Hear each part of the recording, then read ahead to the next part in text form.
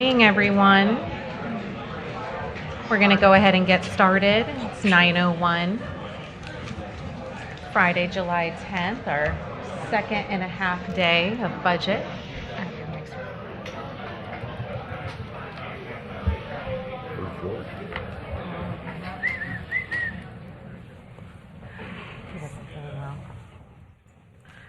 All right. Again, good morning. Welcome back, Commissioner Townsend. I hope you're feeling better. Thank you. I think Mr. Landry might have gotten what you have. He is missing this morning under the weather and hoping to Well, it's some bad stuff, let me tell you. be back with us for 1 o'clock. So let's keep our fingers crossed. So with that, I will go ahead and turn it over for our discussion items for this morning. Okay. Good morning. Madam Chair, Commissioners. For the record, Jennifer Hill, Management and Budget Director, and with me I have Jennifer Garrity, Budget Manager. Today, we're going to be reviewing the constitutional officers' budgets, the judicial agencies' budgets, and outside agencies.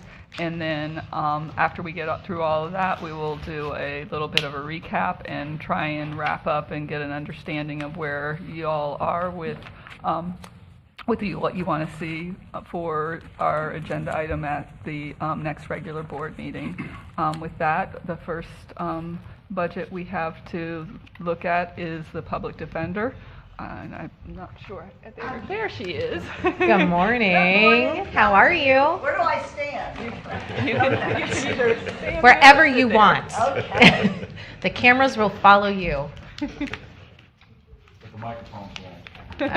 Valid point. You I look don't amazing. recognize anybody in this room anymore. Everybody's lost so much weight and looks so... Not me, I've gained it, I found it.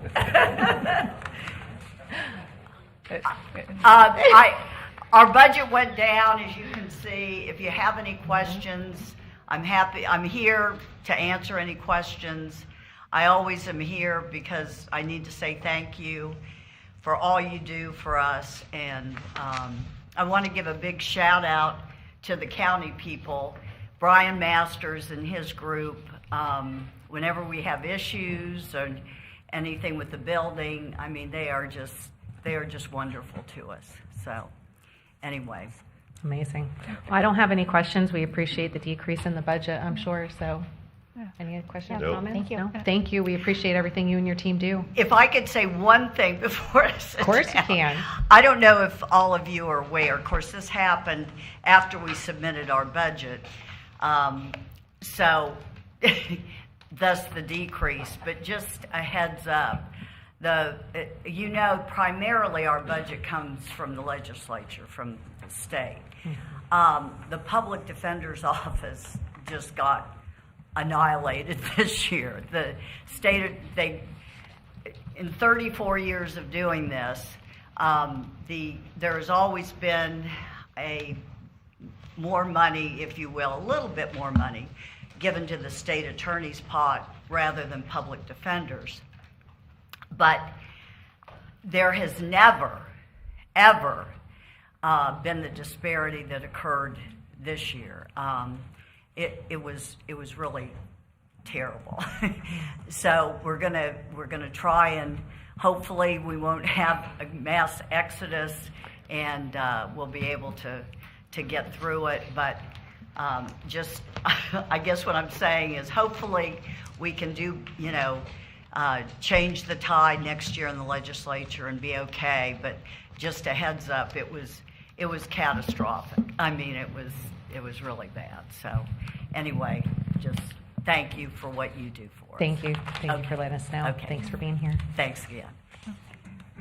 While we're still on this slide, I do want to mention, we discussed yesterday that when it comes to the judicial agencies, most of them are split by a formula based on population. And this year, our percentage, being the largest county in the circuit, is going from 50% to 52%.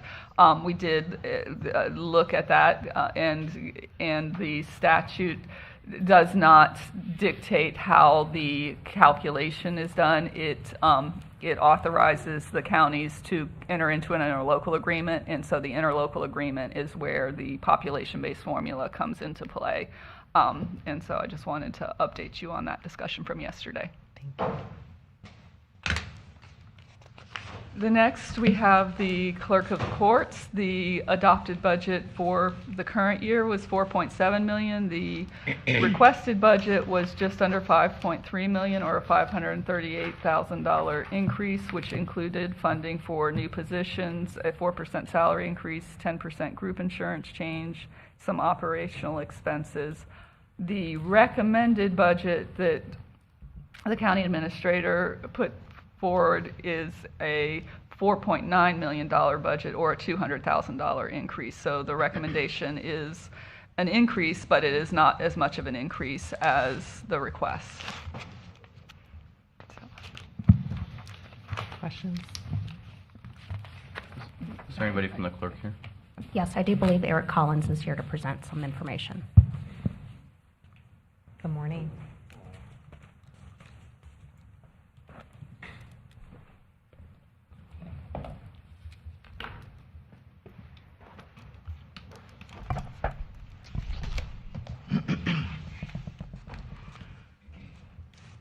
Good morning, Madam Chair, Commissioners, County Administrator, Deputy Administrator, and County Attorney.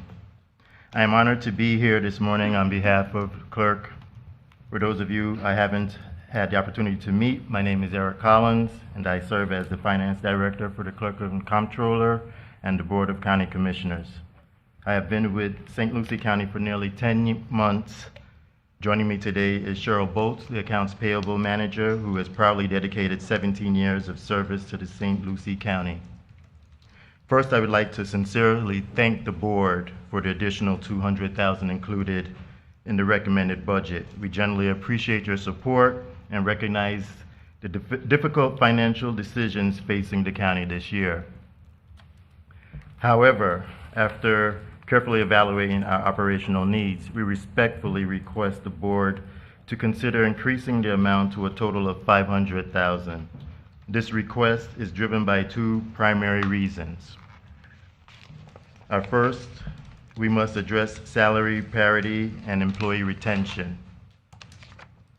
Our finance department currently has vacancies that include an accounting manager, accounts payable specialist, and several additional staff positions. Finding qualified candidates has become increasingly difficult because our salary ranges are significantly below those of neighboring agencies, municipalities, school districts, and even nonprofit organizations.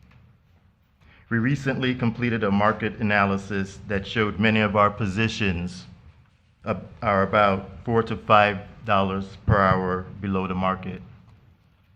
For example, our clerical positions currently start at approximately $17 per hour, while comparable organizations are offering starting wages of $22 per hour. As a result, we spend weeks trying to attract and recruit highly qualified candidates. The additional struggle is retaining them because we only lose them when they receive better offers elsewhere. Just 2 months ago, in one recent recruitment effort, we identified an excellent account manager candidate and extended an offer. The candidate declined because the candidate was already earning approximately $14,000 more than our maximum range at a nonprofit organization. Despite our best efforts, we simply could not compete. Second reason is our ERP implementation. As you know, the ERP conversion is one of the most significant technology projects our office has ever undertaken.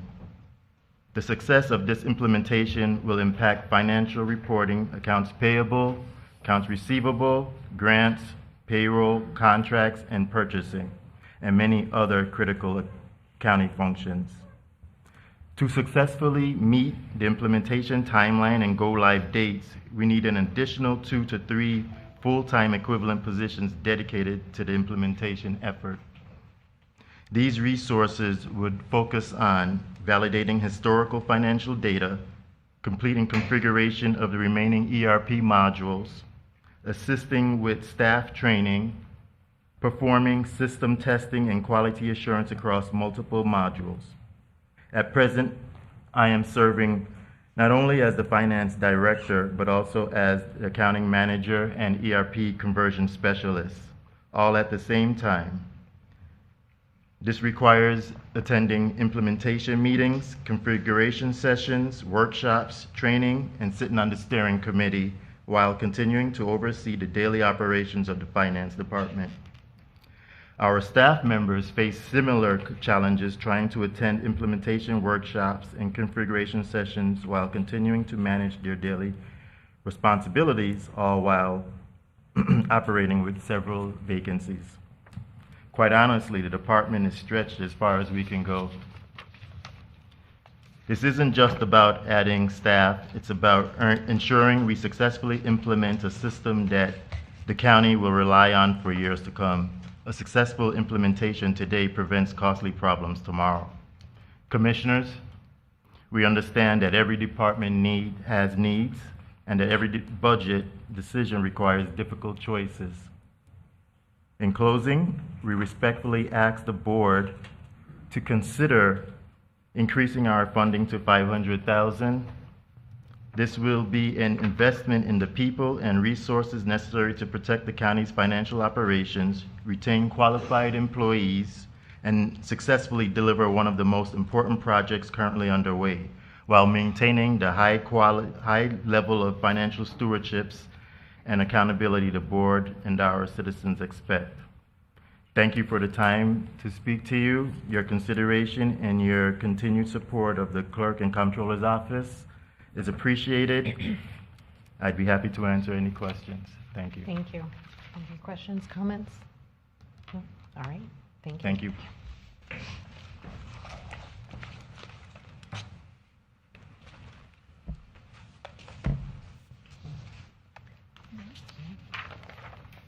Next, we have the Supervisor of Elections, and I do believe we have Gertrude Walker Walker's here.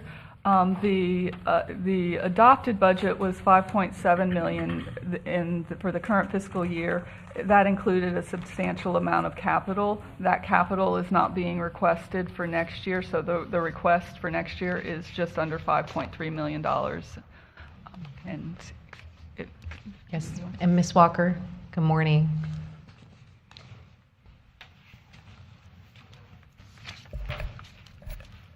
Chairman Fowler, and to the board, thank you so much for the opportunity to stand before you today to present my budget.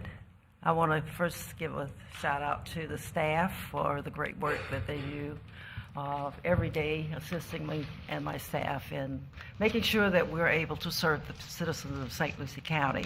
I depend on all of them, and I really appreciate the great work that they do, and I want to give them all the kudos as possible. I presented my budget, and in fact, it's down almost $500,000 from the previous budget. I submitted it in May, planned it in February, but since that time, we have come into the knowledge that we have a lot of expenditures that we need to make, and some funds that we were not able to expend in the current budget due to equipment that was not certified by the state in time for us to upgrade the equipment. And this is our tabulation equipment system that I asked for in last budget. So that was about $344,370, and that equipment was not purchased because the component upgrade was not available. So I'm asking the board, in light of that, that I have a increase and hopefully have a flat budget so that unanticipated needs can be met in my budget. Okay, all right, thank you. Questions, comments? So I wasn't aware of this request, but I will do want to talk a little bit about that type of request, because we have had issues in the past where different agencies have an approved budget for something capital that just can't come in time. And in the past, how we've handled that is to work to take the balance that is unspent in the current year for that specific purpose and find a way to roll it into the next year, so that if the board chooses to move forward with that request, there is a way to do it that doesn't affect the new property taxes. It would be a carryover of the balance that she would be turning over to us at the end of the year, and then just giving it back to her to be able to do so. Okay. Madam So Chair. understood. Chair. Commissioner Clasby, Commissioner Townsend. Could you remind us what was the refund from this past year? So typically, we only budget about $11,000. I don't know the exact amount, but typically the operating budget for the supervisor of elections is pretty tight. It's built to fund salaries and operating expenses. In their case, really the only time there would be a significant amount turned back is when something that they planned to do wasn't able to get done. In this case, I mean, I can look up the exact amount from last year while we're talking, but And I mean, we're saying that you want to have a flat budget, so that way you can have unanticipated expenses, or something, if something comes up, you could cover it. But and that's well, I think that's not what I No? heard. I thought what I heard was you needed that money to be able to pay for that equipment when it comes in. Is that Okay. accurate? That's correct. Okay. okay. Commissioner Townsend. So basically what she's saying is, whenever she put the budget in, she thought that she would have that, and being a good steward of money, returning it. Since then, this has come about, so rather than giving that back, she wants her budget to remain the same, that she can move forward and the funds are available for the equipment and the certifications that need to be done. So the funding, the way this works out, like Jennifer just said, it's not going to affect our budget because she was giving that back to begin with. Correct. So if we approve it, her budget just stays the same. She's not asking for anything more. Madam Chair? Commissioner Lee. Okay, I'm getting a little confused because I'm understanding Jennifer one way and you're the other. Are we rolling over the funds that we gave them last year to purchase this, or are we receiving those back and then increasing the budget? So typically in those situations, we wait till the end of the year when that money comes back to us, and then in October we amend the budget to acknowledge that item didn't come in. We had that happen a year or two ago with the sheriff's office. That's 26. Where they had things on order that didn't come in, and so come October, they cut a check back to us, and then we turn around and give the money back to them to So, pay the but- bills for the things that were on order that didn't come in time. So do we have that number, Ms. Walker? Do you know how much money we had, or you had budgeted for that, and how much is coming back, or that we could leave in? It's in roll? your book. It's right there.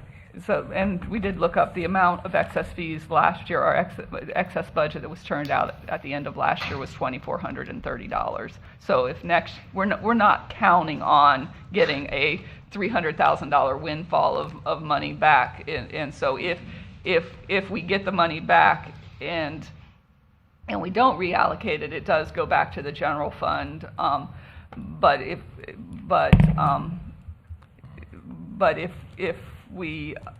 we give it back to her, it really has no net difference in the way the budget's built. So we can do it one of two ways. We can go ahead and amend it now based on the estimate of what she's expecting to turn back at the end of the year, or we can wait till it actually happens, and once that money's turned back, then give it back to her. But I think for their office to run efficiently, though, they need to understand whether or not they're going to get that money back. Because if they have equipment on order, they need to know that they're going to be able to pay the bill when it comes due. Madam Chair. Okay, so Ms. Walker, I am going to acknowledge for the record that you are asking essentially to maintain your 26 adopted budget of 5.7 million and change, and so we will take that into consideration. And thank you for clarifying your Thank you very request. much. Thank you. I appreciate it. Thank you, Jen. Thank you.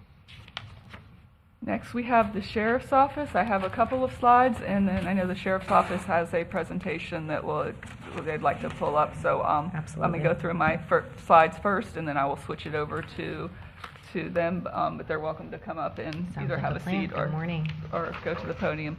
So the regular operating budget for the sheriff in the current year is $114.6 million.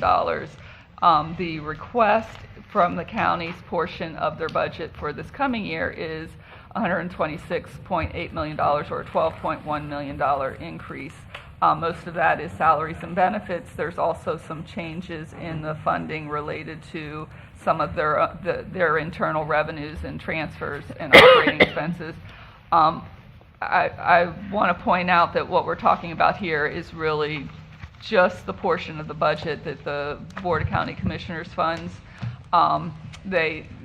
They also get a supplemental allocation from the county this year, and they also have some other revenue sources in their operating budget.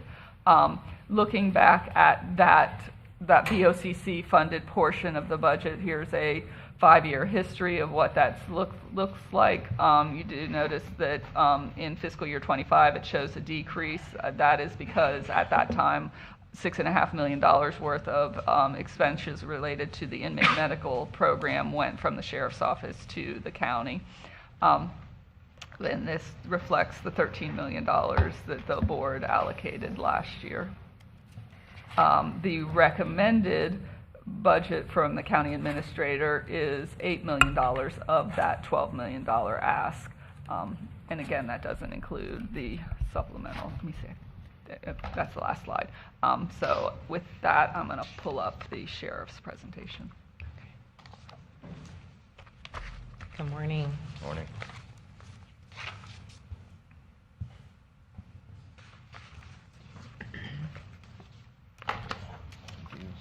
Thank you, sir.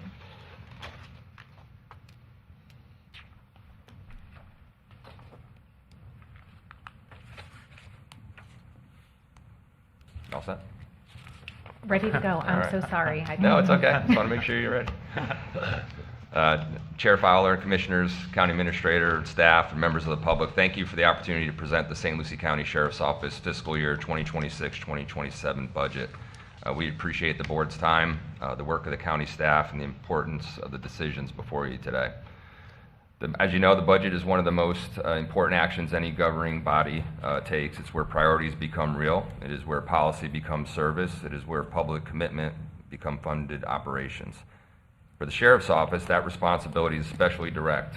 We are charged with delivering a full-service public safety mission, law enforcement, corrections, court security, school safety, investigations, emergency response, civil process, warrants, records, training, technology, evidence, and the administrative systems that make those operations possible.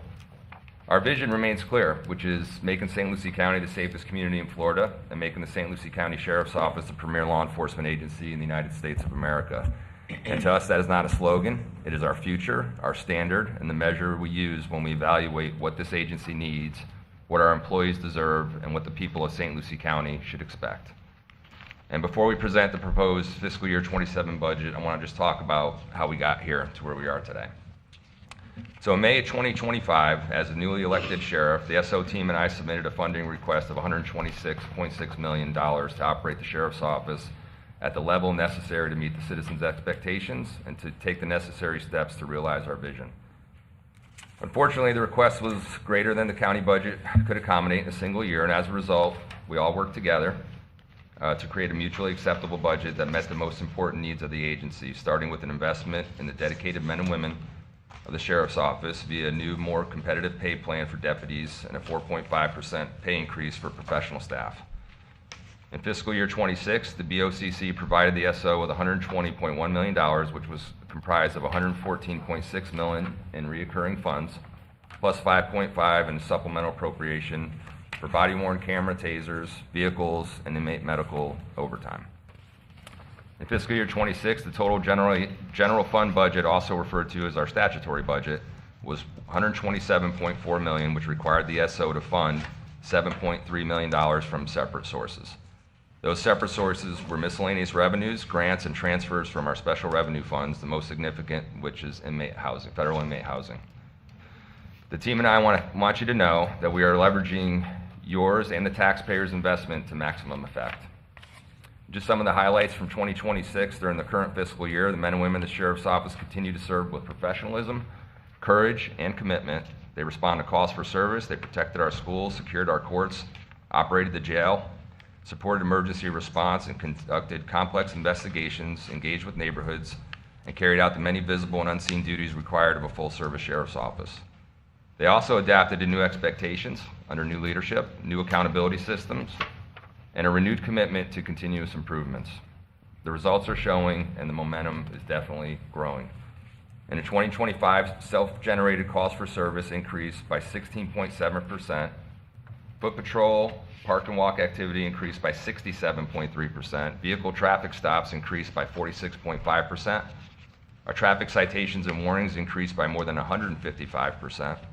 And at the same time, property crime decreased by 13.7% and reached a 10-year low. Those results do not happen by accident. They happen when deputies are visible, they're engaged, they're empowered by leadership, and supported by data, training, equipment, and accountability. As you know, traffic enforcement is part of the larger public safety strategy. It improves roadway safety and establishes a presence. That presence deters crime, helps identify wanted persons, illegal firearms, narcotics, stolen vehicles, and other threats, and shows the community that law enforcement is active and engaged. This is the difference between a reactive agency and a more modern public safety agency. We're proactive. We want to prevent crime, reduce harm, improve quality of life, and respond quickly and professionally when people need help.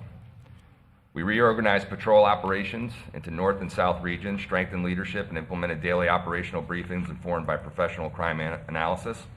We expanded our targeted enforcement and deepened our partnerships with the FBI, DEA, ATF, U.S. Marshal Service, Homeland Security, and other law enforcement partners. We improved corrections operations, strengthened inmate management, continued efforts to safely reduce inmate population, maintained compliance with the Florida Model Jail Standards, and achieved important correctional health care accreditation milestones. We also completed and outfitted the new evidence facility. We improved workspaces and facilities. Sheriff, Yes, sir. I just would add that on that, we don't want to steal any of your thunder because you guys were integral on the health and making sure that the inmate medical and your provider was right there, and they earned that accreditation. And it's a reflection of a team effort when we're together and firing on all cylinders. Thank you. Yep. So we completed and outfitted the new evidence facility. We improved, again, workspaces and facilities. We replaced more than 150 patrol laptops, upgraded more than 500 computers. We strengthened our cybersecurity, modernized servers, communications infrastructure, and implemented systems to support scheduling, accountability, asset management, and efficiency. We modernized our fleet operations by replacing more than 80 vehicles and implementing improved fleet management practices to enhance reliability, reduce maintenance costs, and improve deputy safety. We also delivered more than 2,700 training sessions, expanded leadership development, enhanced body-worn camera and taser instruction. We focused on advanced scenario-based training and continued building a stronger learning culture. From 2025 to 2026 also brought important third-party validation out of the agency's progress. The Sheriff's Office successfully completed its Commission for Florida Law Enforcement Accreditation assessment with all applicable standards and compliance and no non-compliance issues. Just last month, the CFA awarded the agency its 6th Excelsior reaccreditation. This accomplishment is especially meaningful because the agency has been accredited from October 17, 1996, representing 30 years of successful accreditation. Like I said at the conference when they congratulated me, look, I've only been here for 18 months. This is something much larger than me. And I'd be remiss if I didn't mention, Sheriff Bobby Knowles and Sheriff Ken Mascara for their commitment to accreditation standards and laying that foundation from where we are today.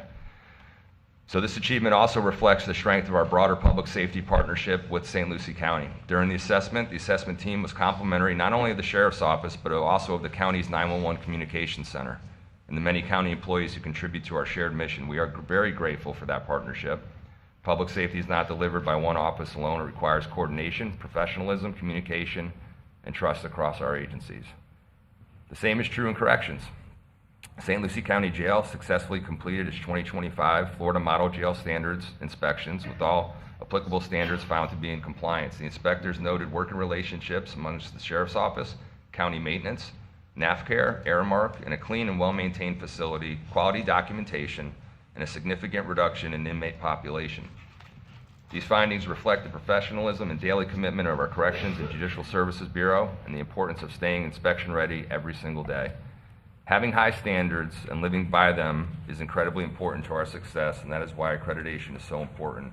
It's one thing to believe we're doing good work, it's another thing to have an objective third party come in and say you're doing it.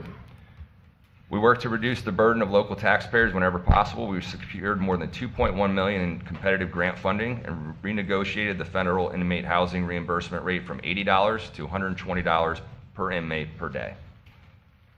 We expanded public engagement and transparency through our public safety communications program, growing our Facebook audience by more than 110,000 new followers, generating more than 134.9 million content views, and accumulating the equivalent of more than 14 years of continuous video watch time.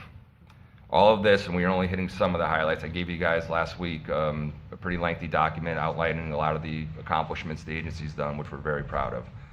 So the following slides highlight several indicators: crime trends, call for service, proactive activity, traffic enforcement, roadway safety, and jail population. The point is not that one number tells the whole story, because it does not. The point is that overall direction matters. Our deputies are more visible, they're more proactive, they're more engaged, traffic enforcement is stronger. Again, property crime is down, the jail population is being managed more efficiently and reduced, and the agency is building the systems necessary to measure performance, hold itself accountable, and improve over time. If the agency sustains its first half 2026 traffic enforcement pace, it will exceed last year's citations and warning totals by approximately 25%. Traffic accidents are also currently below last year's figures. We would never claim that enforcement alone explains every change in crash activity, but visible, consistent traffic enforcement is part of a broader public safety strategy. It improves roadway safety, establishes presence, deters criminal activity, and shows the community that law enforcement is active and engaged. The jail data tells a similar story of discipline management. The average daily population is being maintained under 1,100 inmates per day, reflecting continued operational focus and collaboration with our criminal justice partners at the State Attorney's Office, the courthouse, the Public Defender's Office, and our criminal justice partners. These accomplishments matter because they show that the agency is not simply asking for additional resources. We are demonstrating progress, strengthening accountability, improving operations, and aligning our work with recognized professional standards. Sheriff? Yes, sir. If I could. Yeah. Commissioners, as you guys all know that I'm a recovering elected official. And these slides are truly, this is where a picture is worth 1,000 words or more. So when I was in your similar shoes to you, these were the kind of slides that mattered, and I don't want it to be missed because I'm bad with the clicker. But when you look at these trend lines, you see that red dip on this one because Cheryl, who's in charge of accountability analysis, is amazing, and she always plays it straight. So she can only give you 6 months of data there. We're always looking in arrears with data, and then she can only give us what we got. But when you look at the calls for service and you double it, you get to see the real trend and what's going on, and you're getting to see the positive changes that are happening. So it's nice to see this kind of these kinds of positive outcomes. And then here on these slides, like traffic citations and warnings. I mean, this is such a basic, fundamental thing. This is one of the biggest complaints we get from citizens is their quality of experience on our roadways as they become more crowded, especially at rush hour. So here, if you just double that yellow, because it's half of the year, that yellow bar, you're going to see that it's going to exceed the previous year, which was just an incredible increase in productivity and the number of contacts. And one of the things that we would talk about in PSL, because we valued being the safest city in Florida, is that a traffic stop is not only important in its own right, but it's also important for establishing presence and discouraging crime. And it does so much more. It's just one of those value adds. And here, when you double accidents, it's less than. Now, I don't think we can take credit for, all the credit for less accidents, but it certainly doesn't hurt the argument, does it? So when you double that bar, you're going to see that that's going to be a positive trend, and we have more activity and less accidents. And as people who love the community, isn't that what you want? And then here on the average monthly total jail population, those green and red lines are from when the current team came together at the sheriff's office under the sheriff's leadership. And you can see how much lower it is over time compared to the previous years. So thank you for allowing me just to walk us through those. Thank you. So that brings us to 2026-2027 fiscal year budget. So this budget is built to carry out the agency's emerging strategic plan. That plan focuses on reducing crime, improving quality of life, delivering professional, proactive, and effective law enforcement services, strengthening homeland security, emergency management readiness, and ensuring school safety, improving roadway safety, developing evidence-based inmate programming, building trust and partnership with residents, businesses, community organizations, and community leaders. The largest and most important investment in this proposed budget is obviously personnel. Public safety is delivered by people, deputies, both law enforcement and corrections, court security personnel, civilian personnel, analysts, record specialists, evidence technicians, mechanics, fleet and facilities, finance personnel, human resources, victims advocate, and many others that make the work of the sheriff's office possible. Personnel costs, as you know, are the largest use of funds because the sheriff's office is a people-driven public safety organization. This proposed budget affects the second year of the implementation of a sworn STEP plan adopted during the fiscal year 2025-2026 year. That STEP plan was important corrective action intended to improve recruitment, retention, competitiveness, internal equity, and long-term workforce stability. As the board knows, law enforcement deputies are represented through collective bargaining, and compensation commitments made through the process must be reasonably budgeted and sustained over time. To invest in people is to invest directly in response times, visibility, accountability, professionalism, and service of quality. The proposed budget continues the necessary work of improving operational readiness. This includes the proposed purchase of $3 million in cars, which is included as a capital expenditure. As you guys know, vehicles are not optional equipment for the sheriff's office. It's how we do our jobs. They're among the most essential tools for our employees to use to respond to calls for service, patrol neighborhoods, protect schools, and investigate crime. Last year's fleet investment and assessment showed that the importance of moving from a reactive replacement to a disciplined, sustainable fleet program. And I could just say, it starts out high. Last year, we had about $3.5 million in new cars, which was a supplemental appropriation. This year we need about $3 million, but our 5-year plan is we're going to get this down to about $2 million a year for the foreseeable future, and we're going to know strategically. We're not going to come to you every single year saying we need 60 new cars. We have a plan in place that we're working towards, and I'm fine with a supplemental appropriation continuing for cars because I may not need $3 million next year for cars. We may need 2.5 or whatever it is, but that worked out very well for us working together last year to make that happen. So the proposed budget supports the agency's continued investment in technology, equipment, training, and professional standards and infrastructure. Some of these investments appear within the debt service category for budget presentation purposes.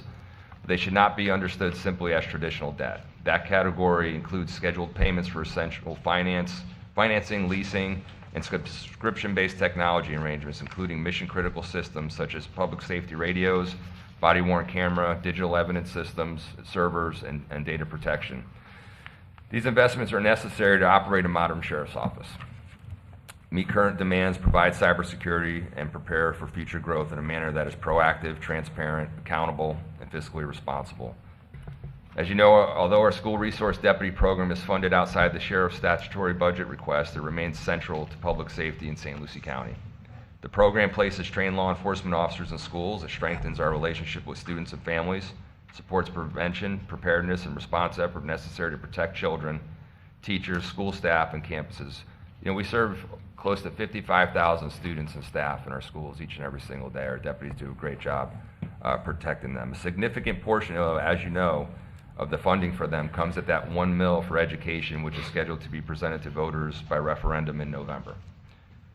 While that funding source is outside the sheriff's statutory budget, its continuation is directly connected to the community's ability to sustain the current level of school-based law enforcement services.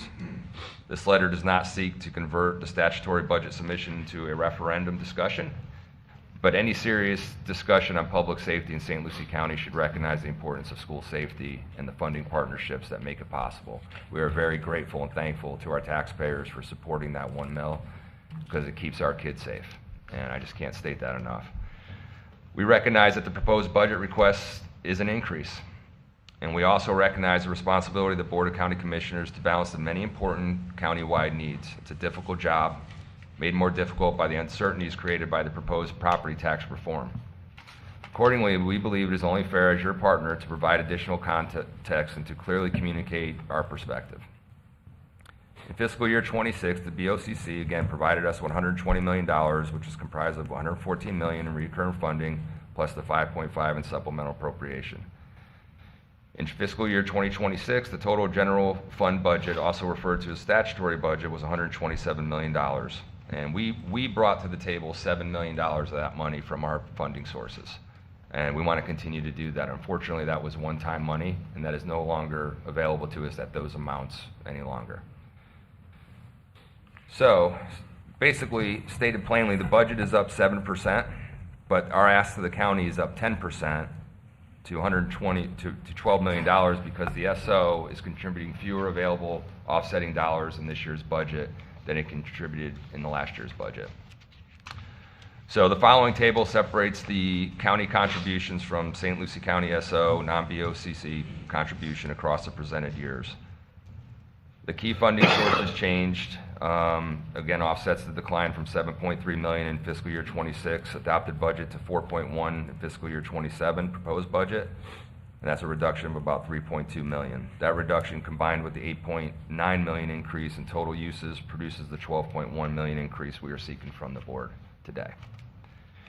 So major increases and decreases by statutory use category. The proposed increase is best explained by looking first at statutory use categories. This avoids overstating smaller operating changes and keeps the discussion focused on what is actually moving in the budget. And as you can see, with tax reform being so important, we're being asked to prioritize what's important. And I think what's important to point out in this budget is our ask is simple. It's people, cars, and technology that is basically mandated now with body-worn cameras and less lethal equipment such as tasers. So we're not looking for helicopters, we're not looking to buy Segways and e-bikes and all this other stuff that are great to have, but there's a difference between wants and needs. I think we all know those things. So people first, right? The St. Lucie County Sheriff's Office is a people first public safety agency. The proposed budget reflects that reality. Personnel services increased by approximately $8.3 million from 104 to 112 million. That represents a 7.9% or 8% increase in personnel services and accounts for the approximately 92% of the total fiscal year budget increase. It's important to note that this increase is not a headcount expansion. It is the cost of sustaining our current workforce, funding the second year of the Sworn Step Plan adopted during fiscal year 25-26, providing the professional staff with a 3% increase, and paying the employer costs that come with continuous public safety operations, retirement, health insurance, FICA, Medicare, workers' comp, all the things you guys know, overtime, and special pay, and different things like that. Sheriff? Yes, sir. I owe Commissioner a follow-up item on this slide. So as you know, we all had one-on-one meetings, and you also know I'm a recovering city manager. And one of the things you learn in city manager school is you always treat all your elected officials equally and give them the same information, because if not, you might be an ex-city manager. And during our meetings, one of the commissioners asked, hey, what are all the things that go into other salaries and wages? And at the sheriff's office, the things that go into other salaries and wages are education incentive, clothing allowance, on-call pay, longevity pay, sick leave incentive, lump sum payouts for vacation, sick, and comp hours, and holiday pay. And I'll be happy to follow up in writing also so that you have that. Thank you. Okay. I also want to point out when we submitted our budget May 1st, this was prior to the adoption of House Bill 5205E by the Florida legislature, which significantly increased FRS employer contribution costs associated with special risk employees like our deputies. This change will impose an additional $1.6 million of costs not currently accounted for in this current budget. So as a result, the agency's final request must increase by 1.6 million of the current expenditures. So added positions and position reductions. So we're still, last year we cut our CFO position. We're looking to add that to this year, and also adding a staff attorney due to the workload. But even though we're adding 2 positions, we're actually down 0.5 because we've eliminated other positions. Since the taken over at the sheriff's office, I've looked at vacant positions, doing kind of our own Doge practice, and seeing what's necessary. So when people leave the organization, if we can turn those into positions that are now needed, obviously things change over time. We're trying to do that and, become more efficient and not grow the organization in terms of total number of people. So we're actually going to be down about a half position this year coming. Madam Chair. Commissioner Townsend. Sheriff, Yes. I just have a question. Can you go back to the slide before this, please? Sure. So the sheriff's department's always had an attorney and legal counsel. So is this adding an additional one? Yeah, it's adding a staff attorney. We have a chief general counsel. Okay. Yeah. And then they always had a CFO, so there was always somebody, like I think it was Toby in the past. So is this adding an additional person for Yes. the finance too? So you're adding an additional position in each of those? Yes. Okay, I just need to confirm, because I knew they were there, so you'll be moving to 2, all right? Yeah, we have a finance director. I'm just going to say this, and I'm not trying to. We are severely, I believe, understaffed in certain positions, especially on our professional staff. Our finance division is maxed out. They are, and we are adding more expectations on them all the time to produce the transparency we want, which is the line item budget, which we did last year, the monthly reports we're looking for, the expenditures, all those things, so we can look to find efficiencies and things like that. It just puts, on top of their already daily routine that they have, it puts so much more stress on them. Our records division is the same thing. I could point out, so, over time, we're trying to increase the leadership and management capacity of these sections to allow them to operate more efficiently and effectively. So I just want to give them, they're also my favorite division because they pay me every 15 days. So No, I just need to No, I know. confirm, because it was taken that you were just creating these positions, and you're not. You've already had those. You're adding 2 additional, 1 to each department, so you're Yes. bumping up. It's not you're adding these new. Right. I'm just clarifying that. And while I have you, I just want to say, Greg, what you brought up about the accidents and stuff, by the office, the deputies out there doing traffic stops and writing tickets and giving warnings, that does cut down on accidents simply because they're being held accountable to the law. So I know I can say to you that my Lakewood Park people have not called me in 6 months. I used to have 20 calls every week because people were speeding in there. When I called and asked you to put deputies out there, you've done that, and all the racing out there has stopped. So give yourself a little bit more credit in saying you don't have anything to do with the traffic's being less, because you do, because you're holding people accountable to the law. Yeah. So. And I want those, like I explained last year, I don't want the sheriff's office to be seen as a liability on some spreadsheet. I want this to be your asset. This is your law enforcement agency. When we have a win like in Lakewood Park, that's your win. You've worked with us to make that happen by funding us, giving us the tools we need. And in a political, listen, I'm a politician, you're a politician. Those are wins we could all celebrate together, in my opinion. It's not just Rich Del Toro gets all the credit. It's not about me. I just want to make this the safest county, work with Fort Pierce, Port St. Lucie, work with our board, leverage it the best we can, and I think it's something we could all take a victory lap on when it's all said and done. So I just say that. So thank you for your support, ma'am, on that. Sheriff, if I could Sandra and Rhonda just wave from the back there? So Sandra's our finance director, and Rhonda is our assistant finance director. And, I value excellence, integrity, and service above self. That's one of the reasons why I love working for the sheriff and the sheriff's office, and I really value that in public servants. And those are 2 of the hardest workers in showbiz right there. I mean, you need them at night, you need them on the weekend, you need them whenever, they are there. So just to the sheriff's point, it's not a matter of level of effort. It's about empowering them and then providing additional support and resources, because we're leveling up. Not to diminish anyone else's effort beforehand, but we weren't providing you with the information. We weren't providing the taxpayers with the information they deserve. But that stopped when he took office.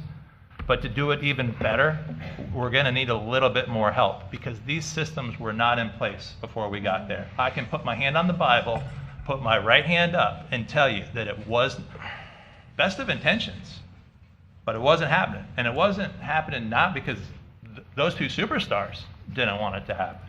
They weren't empowered, they didn't have the support, they didn't have the systems.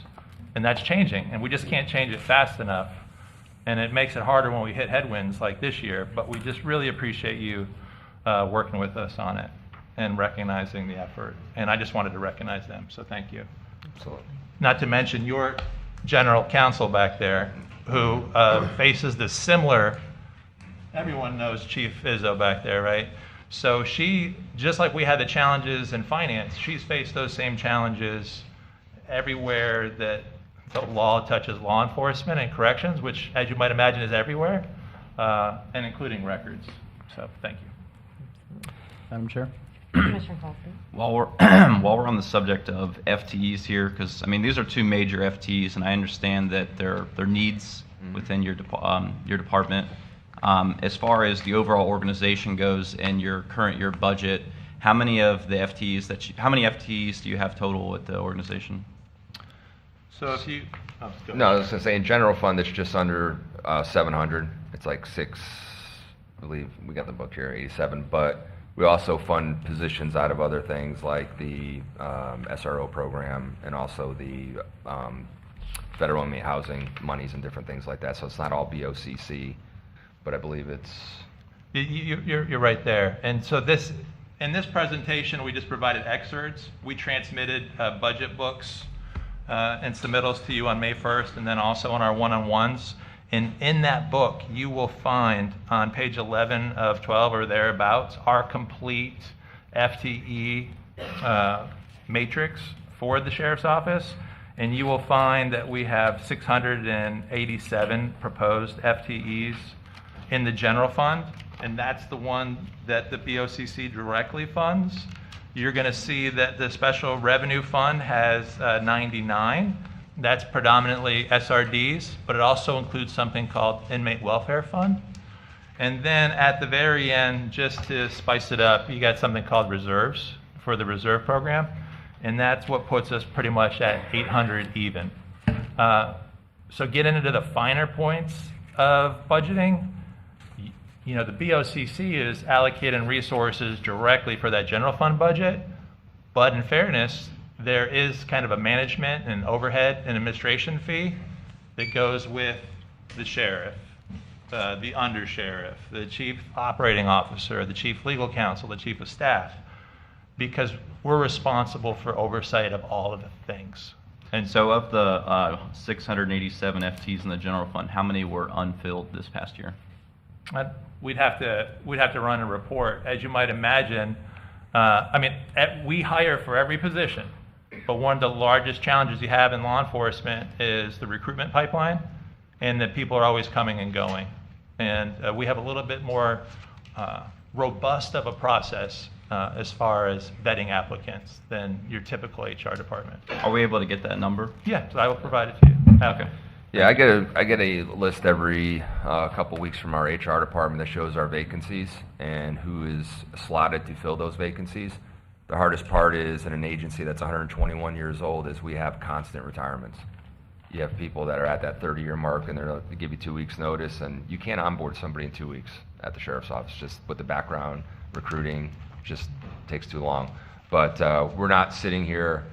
When I came here and restructured the organization and created more command staff, I was doing that under a previous sheriff's budget because I came in office in January. The budget had already been set October 1st. So I looked at vacancies. I looked at where I had things. I'm talking about like doging the different things. We were carrying at the time 10 correction deputy positions. And you'll sit there and say, well, those are necessary positions. Yes, I agree with you, those are necessary positions. But when I look back over a 24-month period, we were averaging 11 vacancies in corrections a month for 2 years. So that was basically, I don't want to call it a slush fund, but it was just there, money that wasn't being used. So I took it and I used it in things that I felt were more management necessary in the organization. And I was able to do that under a previous budget. And I think that we need to be creative moving forward doing that. And so when things become available, like I said, positions, I take a hard look at it. I just go to fill it right away. And then we're going to see what we can, if we can reimagine how we're providing services here to the best through our tax dollars. So. Well, so I mean, you could ask George Landry and our administration. I try to squeeze them for every dime that's in the budget and don't let any unfilled FTEs fund other things. So I mean, when we're asking for FTEs, are you able to use your current FTEs to fund these 2 positions? No, we don't have that float, because what happens is that you do the payouts on the backside, and that's not fully budgeted. So you have these long-time deputies, step 12, they're carrying hundreds of hours of leave time that's not fully budgeted for. So you got to use the float to cover the payout. Ends up being a wash. You need that. And because it takes so long to hire, when you put your notice in, Deputy Clasby, that you're leaving, we're going to start the hiring process, but it's going to take us a while. So it's not like there's a dead 5 positions there. Once we know that you're leaving, or that you took a job with a different agency because our pay was too low, then we're going to start hiring for that position. And probably your payout in that gap of time is going to pretty much be a wash. Sometimes we're going to be over, sometimes we're going to be under, and it's going to wash per year. But we'll get you that complete vacancy report, and then when you get in it, and then you want to go to those next level of questions and see the math, be happy to provide it to you. Yeah, I just for my own informational purposes, it'd be nice to know the number of vacant FTEs in the budget that's attached to them. Gotcha. No problem. Thank you.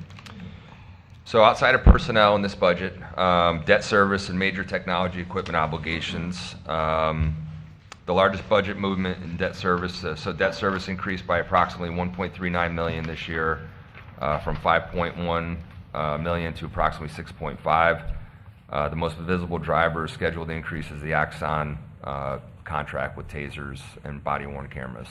That is something that every year is going to keep escalating, and although we renegotiate the lease and bring the number down, eventually that's got to be met and paid off. But it's just a continual lease, so we're going to do our best to manage that. Peregrine is also a major mover because in fiscal year 27, debt service item of approximately $149,000 supports of public safety, data integration, and operational intelligence. We did pay for some of this with grants, but grants only last for so long, but this is very important for our data-driven crime reduction strategy. Operating expenses, they've increased by approximately $257,000 or 1.85%, so not that big of a jump. In an agency budget of this size, the operating category is essentially flat at 1.8%. Our insurance control point is essentially flat over the current year, so that's not going to be an increase at all. Travel and training is increased by about $96,000. That is something I'm flexible on. I mean, we were doing a lot of training last year. I want to level the organization up, especially with our executive level and command management, getting people prepared for the future. We need leadership training. Trying to do some of that funding, though, through our newly established St. Lucie County Sheriff's Foundation, which is a 501c3. That it also helps us not only do community initiatives, but also funds equipment and training and different things like that. So I'm working with some outside partners to possibly do that. So, in summary, the total budget increased by $8.9 million or 7%. However, again, our request is increased by 12% because of the fact we don't have as much money this year to bring to the table that we did last year. We hope, if we house more federal inmates, we get money. I don't look at that as our money. That is together. We share that money, and we're going to leverage it the best we can for the taxpayers. Just want to hit a couple of these.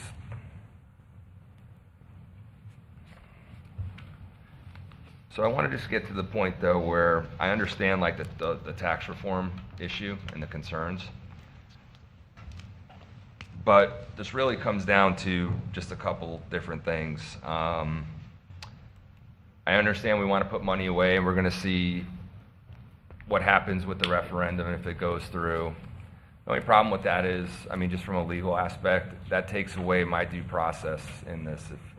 As you guys know, the board can increase, reduce, whatever they want to do to my budget request, but you got to give me that in writing, and then I have 30 days to appeal that to an administrative commission, right? Waiting till November to see what happens doesn't allow me that process.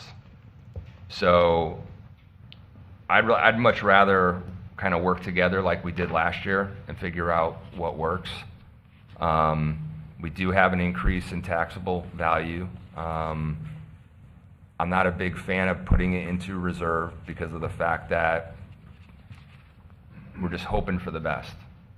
And hope's not a strategy. It's a good thing to have, but that's not going to get us to where, and I'm not hearing from anybody what the plan is if tax reform does go into place. What are we going to do with those tax dollars that are in there? And so, I mean, those are just kind of questions or discussions I think, we have to have. I mean, we did one-on-one meetings, we talked privately. I didn't get a sense of what the appetite was of the board on this, or on my budget request. Again, I stuck to priorities. I'm not asking for anything that's, new buildings and different things like that. We're making do. I'm in a building that's 30+ years old, rated for a Category 2 hurricane. I'd love to have a new building, but you know what? That's a want, not a need. We're making do. We're upgrading things. Your maintenance team is doing awesome there, and really getting us to where we need to be. So with that, I mean, I'll just open for any questions, comments. All right, thank you. All right, I'll come back to the board. Questions, comments? I'll go. I have a couple questions. Commissioner Townsend. So when I was in your office, we talked about a percentage or millage rate. Yes. I brought that up here at the board on Wednesday. I think it's an easier process because if you end up with a millage rate or a percentage, you know every year what you have to work with. Correct. Are you in favor of something like that? I'm in favor. So this is actually being talked about by people running for, there's a sheriff that's running for a Senate position on the West Coast that's talking about that and doing something statewide. I don't know if it's going to get any traction or not. I was a little concerned when I first got into office because when I was building my first budget, I asked, what is the funding model for our office? Like, what's the percentage we work off of? And I was told we don't have one, just submit a budget. And of course, we have a very good team. We're trying to level up the organization, and last year's budget request was around $25 million. And that was I know, shock factor and things like that. But you got to understand, and I've talked about this, and I want people to understand, because we put up a slide the other day that shows we get 36 cents of every dollar to the sheriff's office, which is true, and that's good, but it's not where we need to be. 10 years ago, in 2014, actually longer than that now, we were 58 cents of every dollar.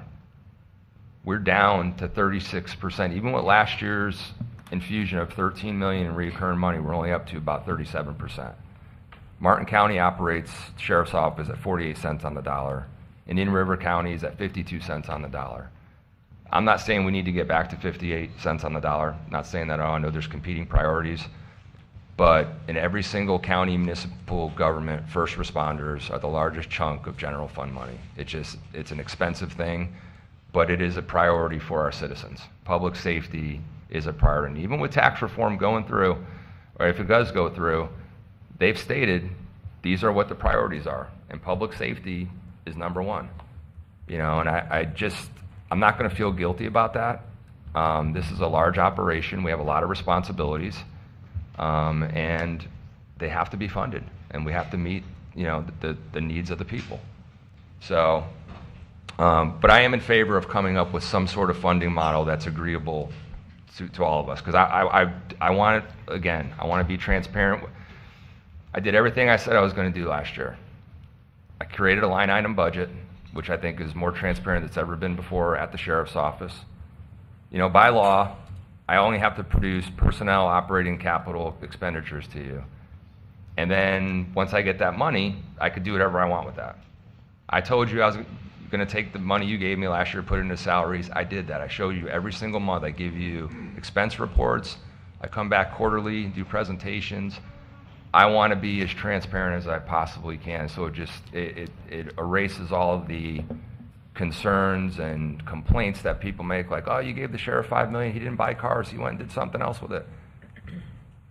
Here's the receipt for the cars. I spent $3 million on cars. But so I hope you're satisfied with what you're receiving from us in terms of transparency and accountability, because we really worked hard at doing that for you guys last year. And you have been transparent more so than any other sheriff before you, and I think we all appreciate that because it makes our job easier. Sure. So I don't think any of us would say that you've not done that, Rich. You have done that. Thank you. Another question I have is, I've been looking at our fleet and our cars and take-home cars, and I think that is a way that we can trim our budget. I think that there are a lot of take-home cars and a lot of cars sitting around a part of a fleet that are not being used, and that's insurance and maintenance. So I plan on having that conversation with the board, and maybe the funds we can save from that can go towards your cars. You did say, though, that you were on the rental program of tasers, but you were looking at having it paid off. So if it's a lease program, how would that be paid off? It's never going to be paid off That's because what I thought, so. It's a 5-year lease, but every 3 years you renegotiate it to bring that first year down. But all I'm saying is, if we decide one day to go in a different direction, or there's a better, that 5th year is going to have to get met. And I don't see that going down anytime soon. However, it's an investment. What's hard about policing is sometimes, if I give you $5 million to the parks, I could build you a beautiful park, you could see that. You can't see the return on investment things that we do. Every time we use a taser instead of a firearm, we're saving lives. And that's what the whole goal of TASER is to reduce police-involved shootings by 50% over the next decade. It's safer for our deputies, but it's hard to quantify that and give you that, and but it's just, and then the cameras. That's just a standard now. That's what our residents expect, and we have to meet what their expectations are. I hate to say it, in law enforcement, we've lost the benefit of the doubt because of some bad decisions that have been made. I'm not at the sheriff's office, but just in policing in general. And I think people want to see what's going on, how people are being treated, and it's good. It's going to level us up. It's going to make us a better profession in the long run. So my other question I have is, in looking at the inmate everything, I know that it was 17, you increased it to 21, and you're taking it back, and you're actually making it less than it was in 25. So that brings me towards the jail. Yeah. In the last 2 or 3 years, I've been having conversations with people that run jails privately, and that the jails are not ran through the BOCC or through the sheriff's department. So I have brought that up. I don't know where the board is going to go with this, but I do want to be transparent with you that I am looking at trying to privatize our jail. I know in the other counties that currently are doing that, the companies that are running it are actually having a refund back to the BOCC. How they do that, I don't know, because you and I both know that it's very costly to run a jail. So if we privatize our jail, that's one thing that we don't have to have a conversation about in funding that. So I want to know how you feel as far as if we were to move forward in privatizing our jail. So the sheriff doesn't have the decision whether or not they're going to run the jail. That's the Board of County Commissioners. They have designated the sheriff's office as the chief correctional officer in the county. So I will say this, though. Number one, I think we could do it better than anybody else can. We're showing better management practices. I love our jail deputy staff over there. They are running. It's such a great. I almost wish I could move my office out there because the morale is actually very good. No, at it the is, jail. and it's ran very, very Yeah. well. We got a great staff over there. They treat the inmates right. We take it very, very serious having people in our care, custody, and control, and doing it at a professional. Are we perfect? Absolutely not. But we're getting better all the time.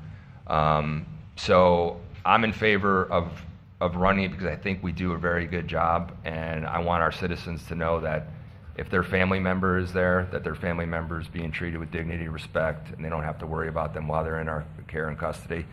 But, I know there's other sheriff's offices that don't have jails. I mean, I have 300 employees that work out there. We have close to 1,100 inmates serving 5,000 meals a day. We have a medical wing. We have activities.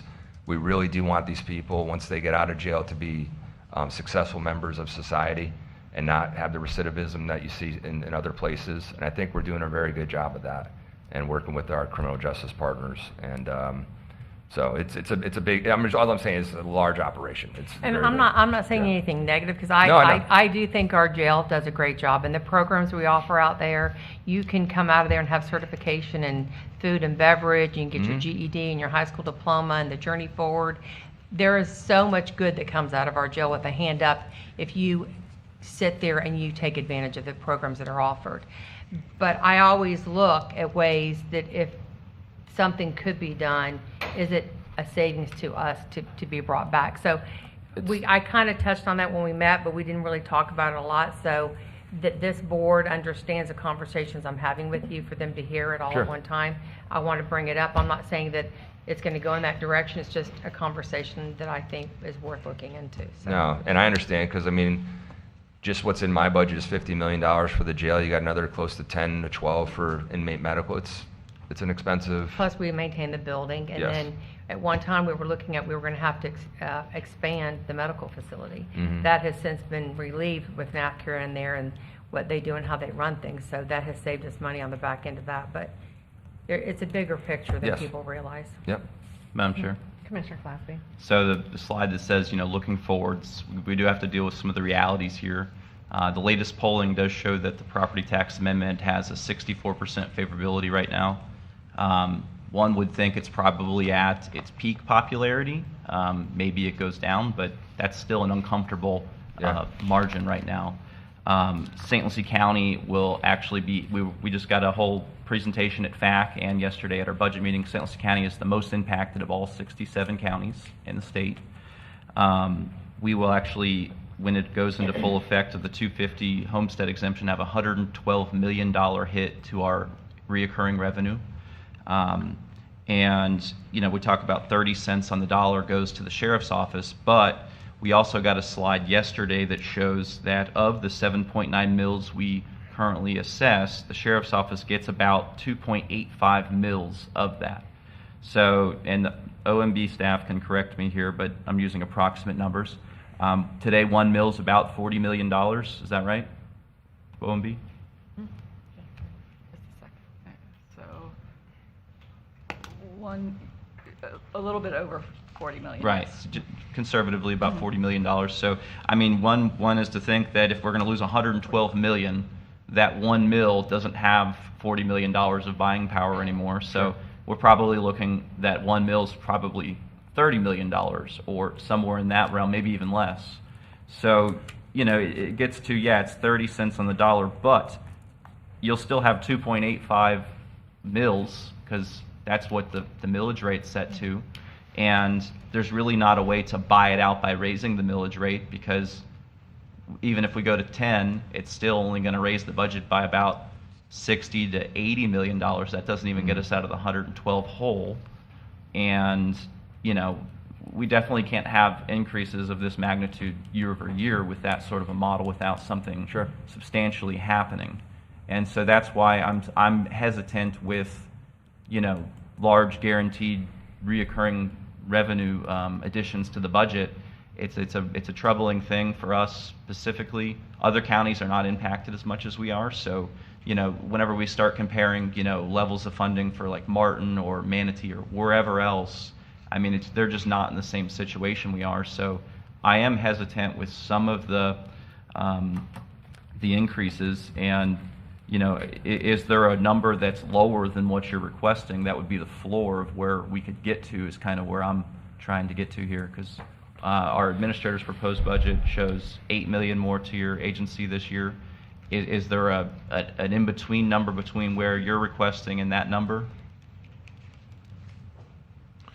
Well, it's help us understand, and this is why it's so beneficial to meet with all of you at once, so we get a feel for the will of the commission, because right now we just have a administrator's proposed budget book that says 8 million, but hey, wait until November. And unfortunately, waiting till November deprives the sheriff of due process under law. So that doesn't seem like a great way to move forward. So it's a conditional aid. So if we're really talking about allocating the resources, last year we went through a back and forth process where we actively worked with you and staff to get to the finish line so that we get into the weeds of it and be like, hey, what about that vacancy report? What about that contract? I mean, we got into that level of detail and we kind of worked together hand in hand. That hasn't happened yet, and we're asking, hey, can we do that and get there? Because I brought my red pen. The sheriff asked me to bring the red pen, and anytime he wants to cut anything out of there, we can do it if we're working together and we're going to get to the finish line as a team. Like, hey, are we a team and we're doing this together, or is it chippy? I'm definitely a team member. I supported the budget last year, No, and we I want to appreciate support that. your budget, but I do think that we've got to come together for a lower request just to make it sustainable, because, you know, the last thing we want to do is, you know, approve more than we can handle, you know, in the next 2 to 10 years. Right. Well, I'll be honest with you, though. I know these are large requests, but I didn't exactly inherit a situation that was funded properly. We've been defunded over the last 10 years, from 58 cents down to 36 cents on the dollar. So these are corrective measures. Our deputies fell behind in salaries, equipment. I mean, the things we funded last year, personnel and cars. I mean, again, nothing, you know, I'm not putting banners up with my name on it and stuff. I'm just being honest with you. I mean, there's other sheriff's offices around the state where they're spending millions of dollars on, you know, weight rooms with their names on things. You know, I'm not doing any of that stuff. This is basic needs that I'm requesting. And I know the listen, I've been through the bad times when I worked at the city of Port St. Lucie when the housing market crashed. Been through layoffs, been through things. I know how to deliver. The whole thing with tax reform, people are going to have to realize is this is going to impact us in a major way. What services are they willing not to have anymore? Because we are going to have to prioritize services, just being frank with everybody, including at the sheriff's office. We may not be able to fund certain specialty things that people like seeing when I get complaints of, we want to see the boats out more and different. Well, guess what? If I don't have the funding to do those things, we're sticking to 911 response calls for service, follow-up investigations. Those are basic services that we're going to provide. I like to provide all these other things, aviation, marine, all this other stuff, but you can only afford what you can afford. You know, I want to go to Ruth Chris Steakhouse every night, but guess what? I can't do it. I have to prioritize my budget in a way at home to where I can do it once in a while, but, you know, it's not sustainable every single day. So I know it sounds great, pay less taxes. I don't even like to call them taxes. These are basically charges for services that we have to provide, that our governments have to provide. And I think the BOCC, the cities, do a very good job providing a very good quality of life. We're a safe community. We have recreation. We have beautiful parks, great things. I hate to see those personally go away because it's going to come. That's what's going to have to. It happens if we end up with the reform they're talking about, which, by the way, the governor's not even supporting. He's already said that publicly. So I will be voting no on 3 when it comes to it. I mean, I pay my taxes every year, and I think I get a very good value for the taxes I pay, and I hope people feel the same way. So, Madam Chair. Absolutely. Commissioner Lee and then Commissioner Lau. To Mr. Rohrbach's question, yes, I am, and I think, speak for the rest of the board. We are willing to work with you. We don't know what's going to happen. I don't need to repeat everything that's already said, but everything that's been said is pretty much true. You know, we need to figure out a way to cut it. We need to work together. We need to keep the sheriff's office going in the direction that it is with concerns of public safety. Just as a little side note, at the FACT conference, this is more for the public, out of the 67 counties, 29 will not be able to fund 3 basic services police, fire, EMS, if this thing passes. So if it does pass, that money's gonna have to come from someplace, we don't know where. Yeah. But again, we are willing to work with you. You know, we need to figure out a path forward to the November 3rd ballot to figure out what is actually going to happen. But I can say on my behalf, I'm willing to work with you to keep the sheriff's office going in the direction that it is. Thank you. Commissioner Lowry. I'm going to say a couple of things. First of all, thanks for all the transparency and communication with the board this year, especially as a new commissioner. It's been greatly appreciated. There's probably not a single person in this room that doesn't value feeling safe in their community. To me, public safety is one of the utmost important things to feel as a resident. And I think like we did last year, we work together and we make things happen. You're a very reasonable guy, and I know that if it, comes down to the nitty gritty and this thing passes, you're going to be able to look at your budget and make cuts where, we're going to have to do the same difficult things. One point I did want to bring out is, safe communities bring economic development. No big businesses want to come to a community where there's lots of crime, and I think we've started to see that, especially in the city of Port St. Lucie and now here in the county. So funding the sheriff's department and having a good, safe community is, essentially going to benefit the county, maybe not next year, but, years down the road with, added revenue to our county budget as well. So I'm sure we're all going to, find a way. We'll have communication. We'll go back and forth, and we'll find some common ground. But 100%. Thanks for all you do. No, thank you. Madam Chair, can I say something? Sure. I just want to say, Sheriff, I know that you said you inherited a budget and it was underfunded. We kind of all have had the same thing when we've come in and we've had to make changes. I don't think any of us would disagree that maybe it was underfunded, but we can't jump and give you everything that's wanted and requested at one time either. And we talked about this last year. We have to phase in. That's why last year, when we all agreed that we were going to give you that, we said, just next year, be a little bit more conservative, whatever, and we'll find a path forward to get there, because it was a huge jump. Mm-hmm. And this is another huge jump. So if I'm understanding you and Greg correctly, what you're wanting to know some type of where we stand. And I can tell you that currently right now, I'm okay with the 8. So if you have a number that you have to sit there and know coming from us, I'm telling you, I'm okay with the 8. So Greg can get out his red pen and start looking and going through whatever 8 he has to doesn't get work. through. No, what I'm saying I'm is, just being if honest you want with a you. number to start with, because you're needing a number, Right. then I'm saying I'm okay with the 8. Now, just like last year, we were all okay with what the administration was going to give, but we ended up negotiating and coming back and forth.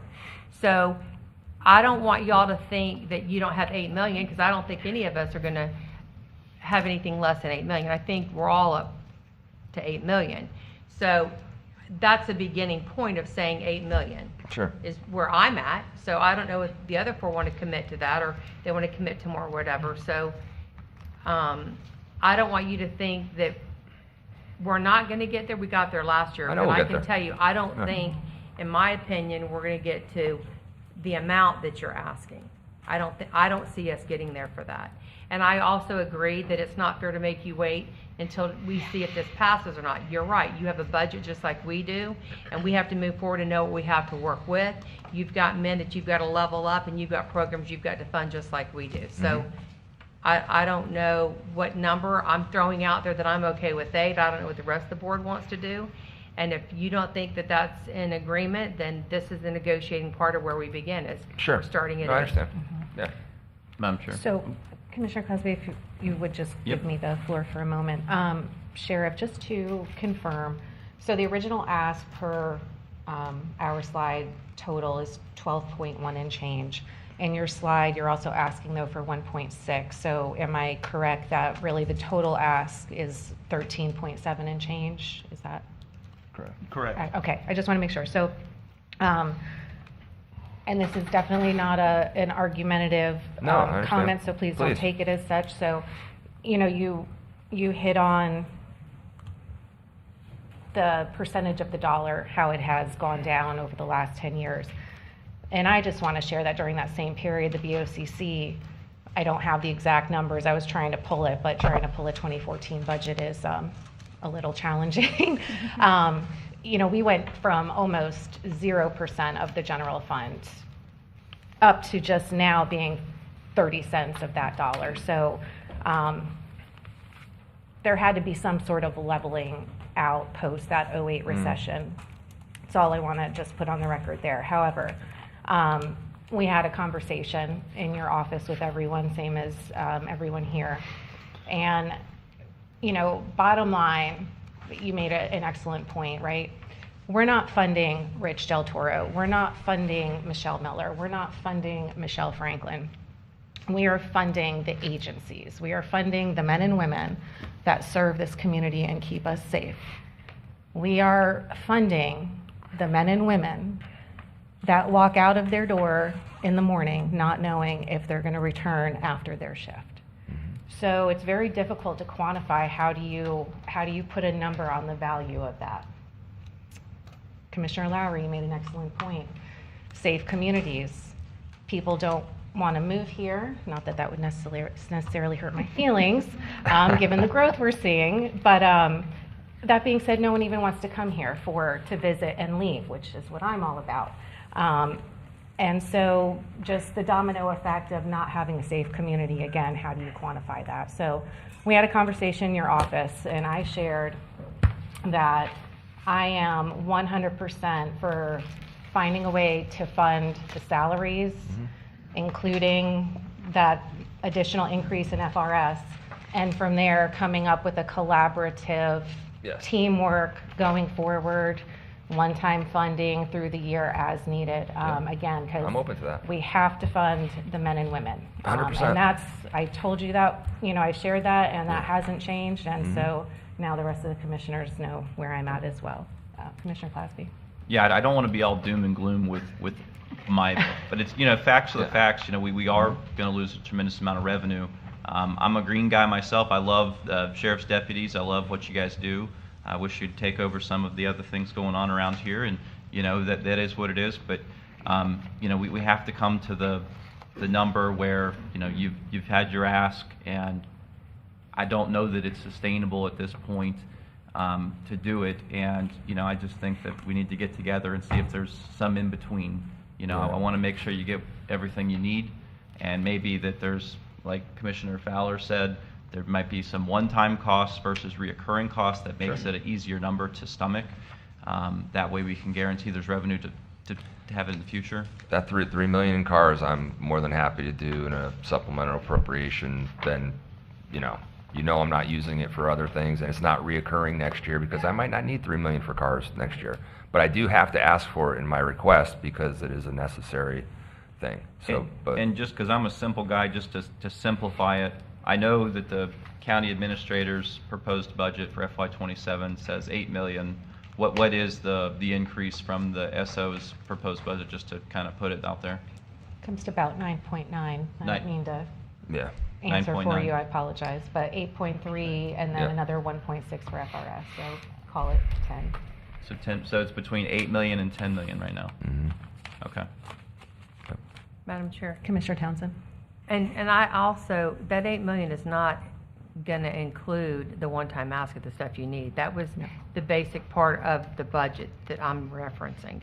I mean, to ask over time what you're asking on the one-time ask, that's another conversation. Because I agree, you have to have cars. Yeah. I don't think that should be included into the budget part of it because you're not going to need cars every single year. Yes, theoretically, you should be flipping your fleet, Eventually, not we're gonna all get the to- time, but you phase in Yes. a third, Yeah. whatever. So that number is going to change year Yes. to year. 100%. So, well, I think, the consensus, you've heard the consensus, we're gonna get there. Yeah, I agree. It's gonna be collaborative, and Greg, you can keep the red pen wherever it's at. I got a couple ideas. I can cross some things out. Just kidding. No. No, I definitely really appreciate the data, keeping us in the loop. Love how it's broken down by district because it makes it very easy to share specifically, with my District 4 constituents. Not that we don't serve everybody, but do appreciate keeping us in the loop. So thank you guys very much for everything that you've done. Well, look forward to it. I wish George was here today. I'm sorry he's not feeling well, but we'll be in communication with him, and Okay. we're going to come up with a workable solution. Yes, So, absolutely. all right. All right, thank you guys. Thank you, guys. Thank you. Thank you very much. Hey, everyone knows the Undersheriff John Bolduc, right? We do. Will you just wish him a happy birthday? It was his birthday yesterday. would love Or maybe the to. whole room would sing happy birthday. Happy birthday to You guys stand up. Happy birthday. Happy birthday, dear John. Happy birthday to you. That was great. Didn't know we had a choir. Thank you very much. All right, very good. If I'm murdered, you know what happens.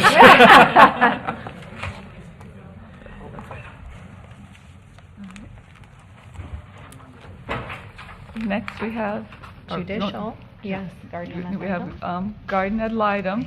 Their budget, as I mentioned before, is one of the agencies that is going from St. Lucie County's portion being 50% to our portion being 52%.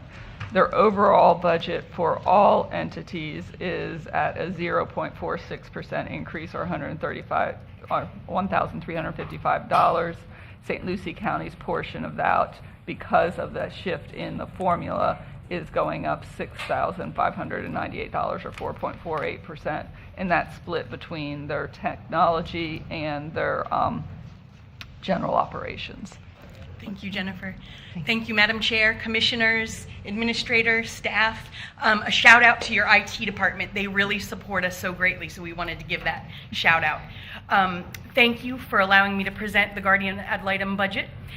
With that budget, we serve 480 children, 181 here in St. Lucie County, and we do that with 30 staff and 156 volunteers. So I feel we really utilize the money to the best of our ability and are good stewards of those funds. Can I answer any questions for you? Any questions, comments?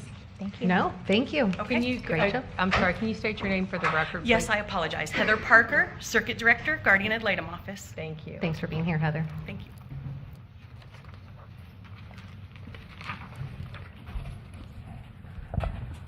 Next, we have the medical examiner.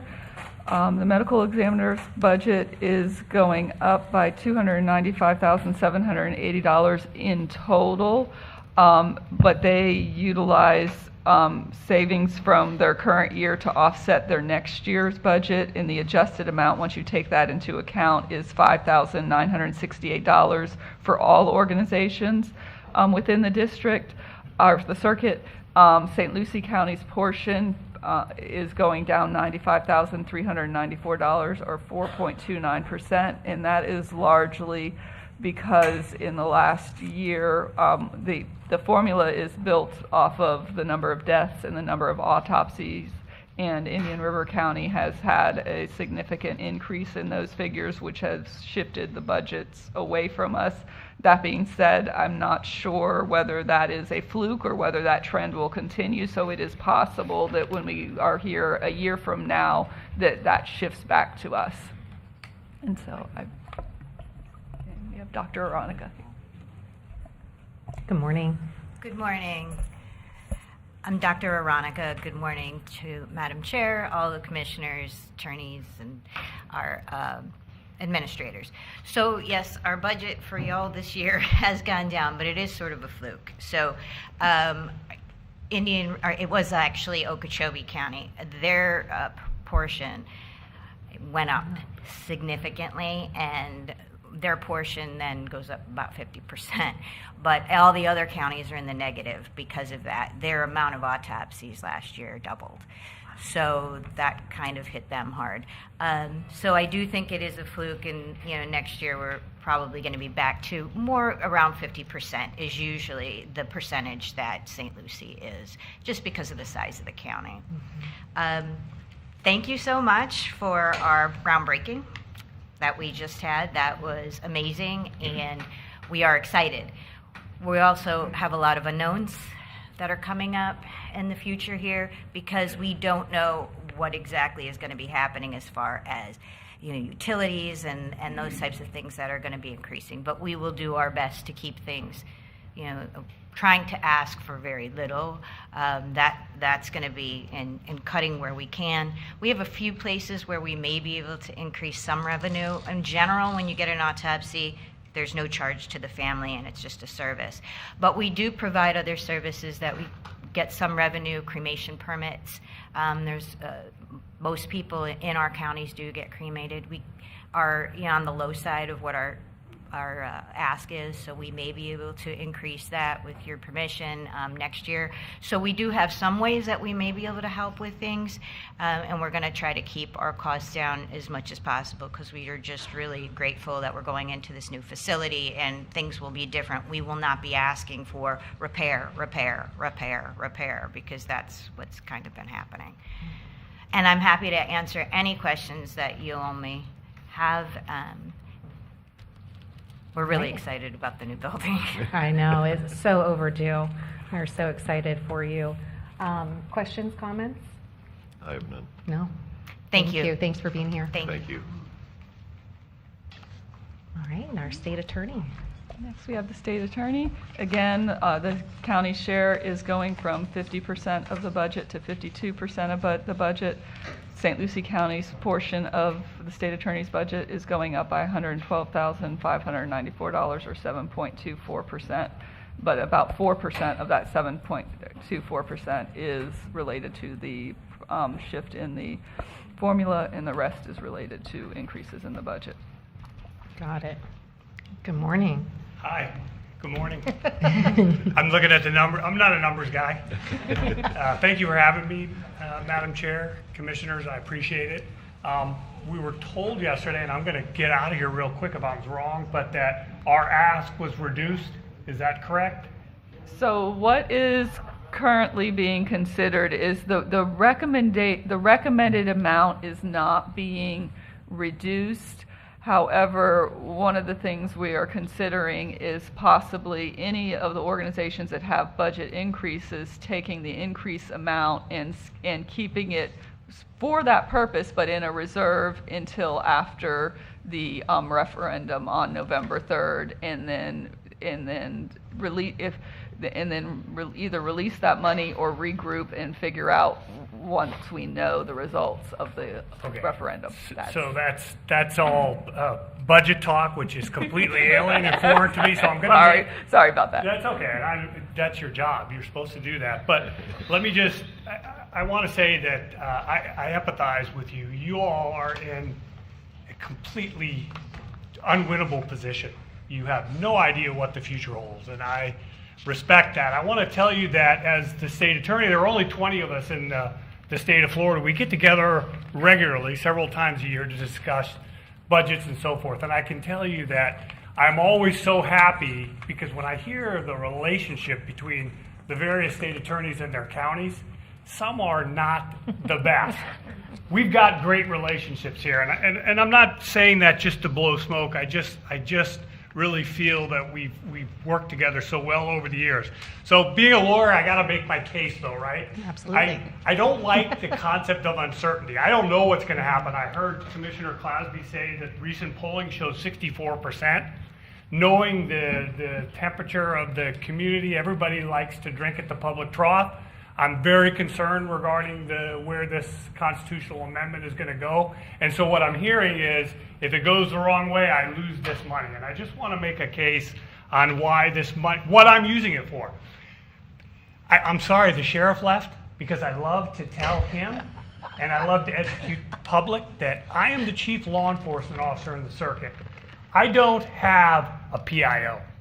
I do not do press releases. I do not have press conferences regularly. I've had 2 in the 6 years I've been the elected state attorney.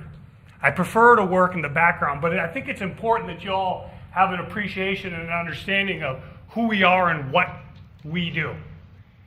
If my operation shut down tomorrow, and I'll make this relevant in a moment if you just bear with me, the entire criminal justice system will come to a halt.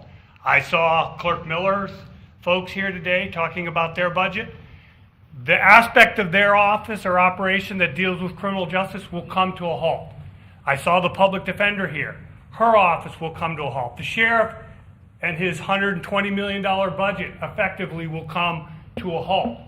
Because at the center of everything in the criminal justice system is my office. Nothing happens within the criminal justice system without our say-so.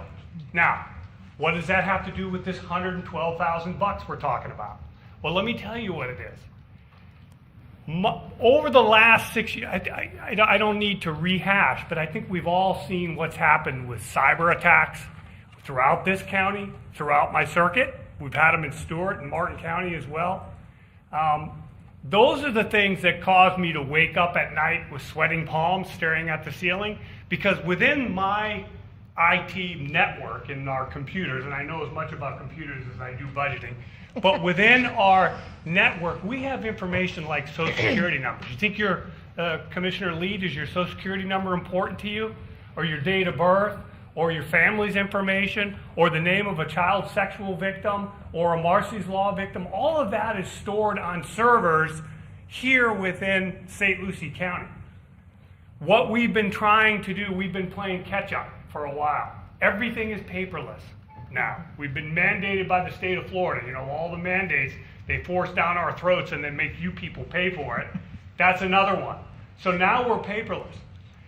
The money that we're using, the lion's share of the increase that we're talking about that's not related to rent utilities, is for IT security, for network security.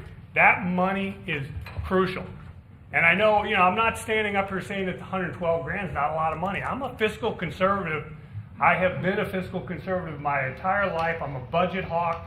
I talk to my IT director and see if I don't complain about all those little projects. My people aren't running around with 65-inch Apple laptops in court. We've got the little cheap stuff that gets us through the day. I try to be as fiscally conservative as possible, but I got to tell you, this is important to me. Because the security of our network, which is what we're doing with this money, is just vitally important. Now, having said that, no matter what you do, I do honestly recognize that you are a very untenable situation.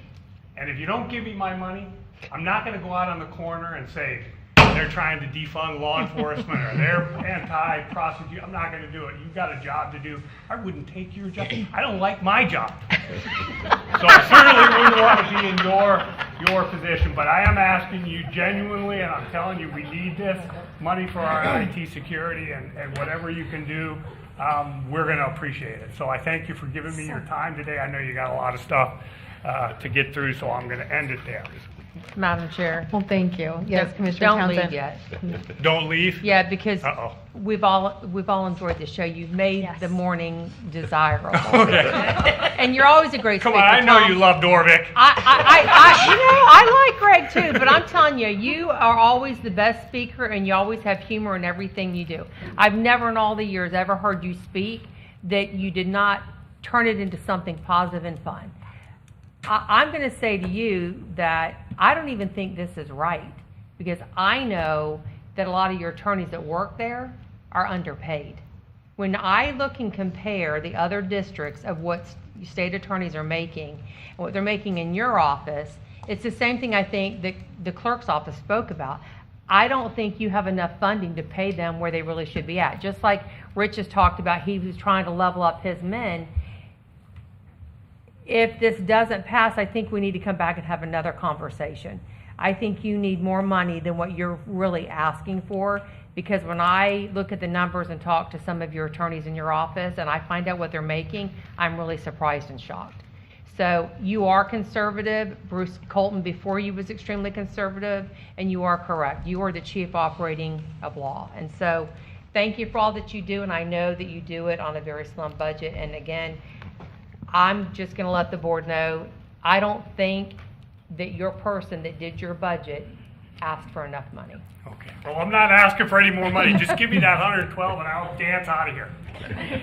Only if you do a cha-cha out. I don't know the cha-cha. Yeah, and I would just say as a reminder to everyone as well, you know, this is these are the recommendations. So really, when we come back this afternoon, and if we have to go into Monday, Tuesday, Wednesday, we've got those days set aside as well. You know, that's going to be when we ultimately decide. So no one should be nervous yet. I nap from 12 to 1. Any other time, come call. But you get and I'll be bonus running. points for think you have making a me laugh. So, Commissioner Cosby. So just wanted to be clear, if we go back one slide there, the overall ask is under, I mean, you add all those lines up, that's the total, the top 112. Yeah, the top is the total for St. Lucie County. They're funded two ways. The technology part, there is a fee associated with the court system that partially offsets that, and it's partially property taxes, and then their general operations is 100% property taxes. So it's the two different funding sources, but the total is the $112,000. And I just want to be clear, I'm not opposed to the 112,594 because that's lower than, you know, a couple of the positions we've just seen recently. And, you know, the whole conversation was just our administrator has proposed a pause, and that's why, that's probably what you were hearing on that. We weren't proposing to reduce your budget, nor were we saying that we weren't going to approve this amount for IT security, because obviously that's important. We've just seen it this past week, actually. And we've seen it in the past where we've been kind of held hostage at some points. So, yeah.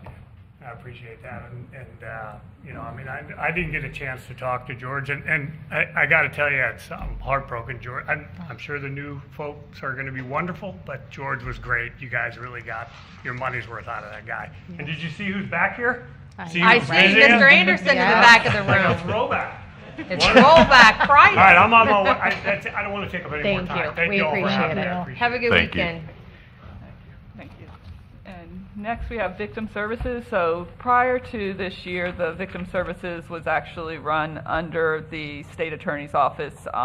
It has been separated out as a separate entity, and in doing so, there are some changes on how it's administered that are largely driving the change in the budget. In addition, they're also a group that was funded 50% by us and now will be 52%. So their overall requested increase is $55,496, which represents 21.28% for those reasons.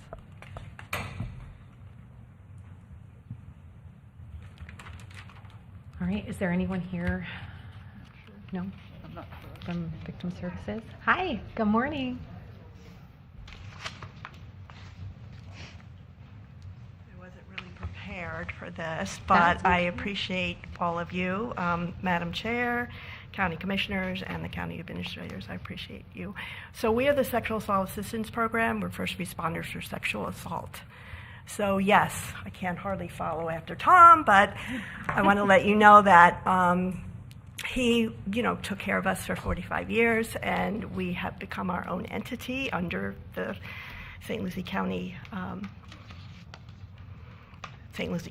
So, and right now we are employees of St. Lucie County, which is awesome, and they've been nothing but awesome, and thank you for that. So do you have any questions about the budget? I do not. Anyone have questions? We need your name, first name. Julie last name. Stoika. Can you spell your last I'm name, the please? Stoika, S-T-O-Y-K-A. Thank you.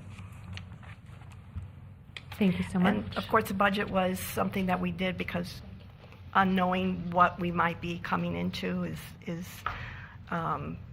what things were equally handled with the state attorney's office is now not being handled by them. So, All right, thank you. okay. Thanks for Thank being you here. so much. All right, court Next we have administration. court administration. Their total budget is going down by $32,637. However, their budget is a little more complicated. There's a lot of their budget that is split 52% St. Lucie County versus 48% for the other three counties. But there are a handful of things in their budget that are specific to one county. And so their budget is actually going up for St. Lucie County by $162,603, and it's largely due to those county-specific things that they do just for St. Lucie County. And I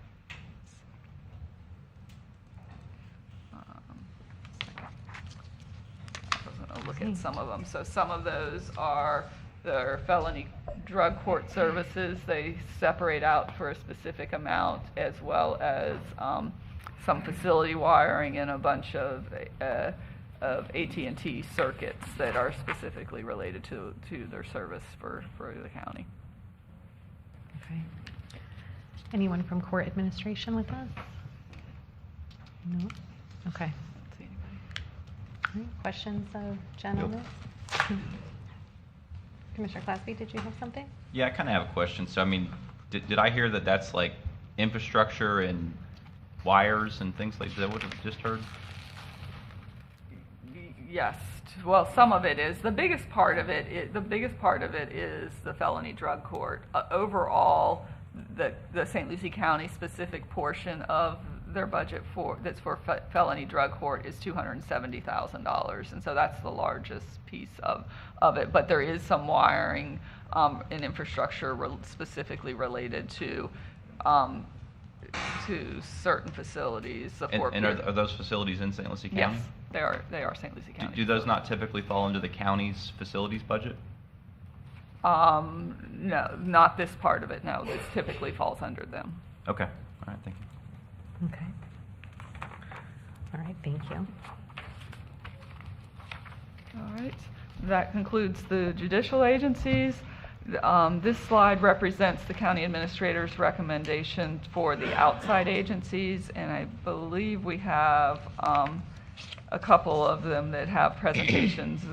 Economic Development Council in hands have submitted PowerPoints with a few slides to pull up when you're ready. But this represents the recommended budget for the Health Department and New Horizons, which are services that we are mandated to fund by the state. Soil and water is, that funding is being recommended to be eliminated. That was to fund one position. TPO is staying the same. The recommendation for economic development is to eliminate the funding. Summer of Success to reduce it by $100,000. Hands and Boys and Girls Club, there's no funding in the recommended budget for those as well. The roundtable dues, that is still in the budget at the same level as the current year. Madam Chair. Commissioner Clasby. My take. So I met with Soil and Water Conservation Council members, and you know that the position that's there, I believe that's one FTE that's basically getting deleted. The function of their board, which they get, it's my understanding, in the realm of millions of dollars from the federal government, somehow through EPA and other things. They need to have a person that can take minutes of their meeting and do secretarial duties, etc. It's not a tremendous amount of work, but does the county have a person that we could lend to them that they could utilize for minute taking and their secretarial needs? I imagine we can make that work. Our understanding is they have 4 meetings per year. The last 3 years, they've averaged 30 minutes to an hour, so I'm sure we're capable of doing that. I just wanted to make sure that that was clear, because I don't know that the rest of the board was aware or maybe met with any of the members, but I did give them some level of certainty from my standpoint that I would fight that they would have someone to stand in to do the meetings so they could continue their duties on that board. Yeah. Madam Chair. Commissioner Townsend, Commissioner Lee after. So I don't know what y'all want to do, but I have concerns over some of these items being cut.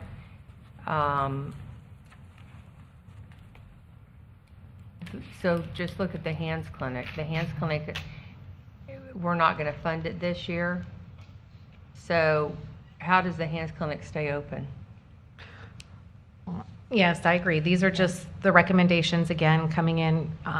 So I don't think that's an option. I mean, I'm really disappointed to see some of these things. So are we going to talk about all this after lunch whenever we get it more into the detail? Because Boys and Girls Club, Hands Clinic, EDC, I'm assuming that this is because they're releasing the money that they had from us for matched grants. I'm actually going to have conversations. I want to fund them more, because just like Commissioner Lowry brought up and touched on, our economic development, if this bill does pass, they are who we're going to have to lean on. That is where the tax revenue is going to come from. We are going to have to lean on the EDC to create jobs and bring businesses in here, because they are the companies and the businesses that are going to be paying the taxes. So we're going to need to increase that. So Commissioner Lowry even touched on that earlier. So we're going to just talk about this line by line after lunch, because I'm really concerned about some of these items on here being cut. Yes, that's absolutely the plan, with this morning being for the agencies to have their All time right, in front thank of us. Yep. Commissioner Lee, go ahead. Commissioner Townsend pretty much took the words out of my mouth. I've got great concerns with the Hands Clinic. I hear the ROI on that is far exceeding the $500,000 that would be basically flipped over into the Medicaid cost. The Boys and Girls Club, like they do 2,500 kids a day. They keep them off the street, and with the possible budget cuts coming, I don't know what's going to happen to that club, but that is instrumental in my opinion, in the direction of the county, let alone law enforcement increase or decrease, however you want to look at it. So I do have concerns on a couple of these, along with Commissioner Townsend's comments. All right, so let's go ahead. Thank you for those comments. Let's go ahead and let everyone get their time this morning so we can hear from them. Health Department, do they have anything? Presentation? Good morning, Clint. Yeah.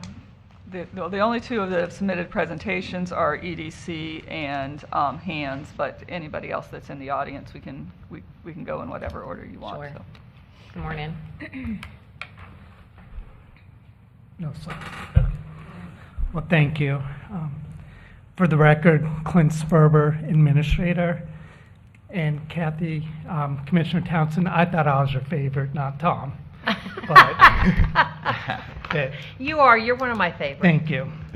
So, in all honesty, I hear the word public health a lot and the safety of our community. And I just want to provide some highlights and really share with you what we do. So our mission is to promote, protect, and improve the health of every resident and visitor in St. Lucie County. So we have 170 full-time staff who work in 6 different facilities. We deliver essential public health services that safeguard our community of the more than 400,000 residents who live here. Your continued investment makes it possible. It ensures that our public health workforce has the resources needed to prevent outbreaks, reduce hospitalizations, respond to emerging threats, and ultimately save lives. Over the past year, I have shared seasonal newsletters highlighting how your support strengthens programs across clinical services, environmental health, disease surveillance and prevention, and emergency preparedness. I absolutely want to express my appreciation for your responsiveness, along with George and Maite and staff, whenever urgent public health updates require timely communication. This partnership ensures that we can keep county leadership informed and prepared about emerging public health concerns and that warrant your awareness. Also, thank you for having the confidence in allowing us to partner with the county to manage the opioid abatement regional funding. At this time, I do want to get into a few specific key programs. First, we are now providing sport, physicals, and EKG screenings for incoming 9th graders and returning high school athletes to help identify potential health problems. Through collaboration with Joe DiMaggio Children's Hospital in Broward County and support from Children's Services Council and St. Lucie Public Schools, families now have improved access to pediatric heart specialists in our clinic. These same clinics have seen 42,099 visits this past fiscal year, providing essential medical services to residents across the county. In 2025, we investigated and reported 1,279 confirmed, probable, and suspect diseases throughout the county, including those in long-term care facilities and child care facilities. We provided over 95,000 dental services for over 12,800 children during the last fiscal year. Services include screenings, x-rays, cleanings, fillings, exams, evaluations, and educational resources. Our clinic is the single largest provider of dental care to 28,326 Medicaid eligible children in St. Lucie County, serving approximately 45% of the total. Without our clinics, most of these children would face extremely limited or no access to these critical services. We handled 262 rabies exposure cases where post-exposure prophylaxis were recommended, and we tested 45 animal specimens with 4 confirmed positive results. We responded to 4 confirmed mosquito-related illnesses linked to international travel associated with dengue fever cases. To protect our residents, we work extremely closely with the partnership with the St. Lucie County Mosquito Control District to conduct property sweeps and target sprays of these cases to strengthen concern. Our environmental public health division performed over 8,200 services, including inspections, permitting, sampling, and complaint investigations, ensuring safe drinking water and healthy environments across the county. Our unintentional injury program reached 22,422 children and adults last year through swim safety, bike safety, car seat installment, and teen driver education. County funding also allows us to provide evidence-based diabetes prevention education and partner with local businesses to promote healthier eating and exercise among employees. Our diabetes prevention program recently earned Centers for Disease Control Full Plus recognition, reflecting exceptional participation retention and meaningful health outcomes such as improved activity levels, weight loss, and reduced A1C. Your investment and continued support strengthen our ability to protect and improve the health of every resident and the businesses that serve our community. These resources allow us to expand essential services, respond effectively to emerging health concerns, and invest in long-term initiatives that make our neighborhoods, workplaces, and local economies safer, healthier, and more resilient. So thank you again for all your support. Thank you. We appreciate it. Madam Chair, Commissioner Clasby. just wanted to definitely thank you for all the work you did during the Hurricane Milton. Personally, you're out there at Spanish Lakes and other places on the ground helping and assisting every day. It was quite the event. And then just the number of times you've actually been in my office here discussing St. Lucie County health-related issues, just thank you for what you and your team do. I appreciate it. You're a great asset to our county. I appreciate that. Thank you. Great partnership with public safety on that. And I know we heard yesterday from Mr. Guerrero and Ms. Hawkins about the partnerships that we have with our EOC. So I'd like to thank them as well. Nice round number on your budget, too. Yes. Thanks. Thanks, Clint. Thank you. All right. And I know Greg is here from New Horizons. Did you guys have anything?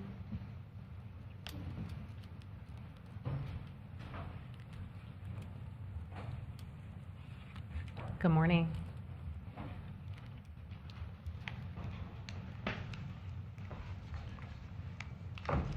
So I'm here on behalf of New Horizons, one of the largest community mental health centers in the state of Florida, been in existence for 67 years. We serve about 7,000 residents of St. Lucie County each year. That's adults and children. We provide the full continuum of care, so emergency services, outpatient, as well as specialty programs. Essentially, we're part of the safety net for the county, working with law enforcement to make sure we're providing those emergency behavioral health services. And that's essentially what a lot of the funding is for, to basically work with our other funding sources to make sure that we have the staffing and resources we need to be able to respond to emergency behavioral health encounters. We recently obtained a special appropriation for $1.5 million for emergency behavioral health services. So we'll be able to utilize that funding as well as the county funding and the funding we receive from the managing entity to make sure that we're able to provide those essential services. And that's more nursing, that's more psychiatric nurse practitioners, psychiatrists, and basically more staff that'll be able to see individuals promptly, whether they walk in our doors, whether law enforcement brings them, whether a family member brings them. It'll just be more emergency staff available to provide treatment. Thank you, Greg. Questions, comments from the board? No. Greg Jackson. All right, thank you. Thanks for being here. All right, let's skip ahead to the EDC. I'm going to pull up their presentation. Good morning, Wes.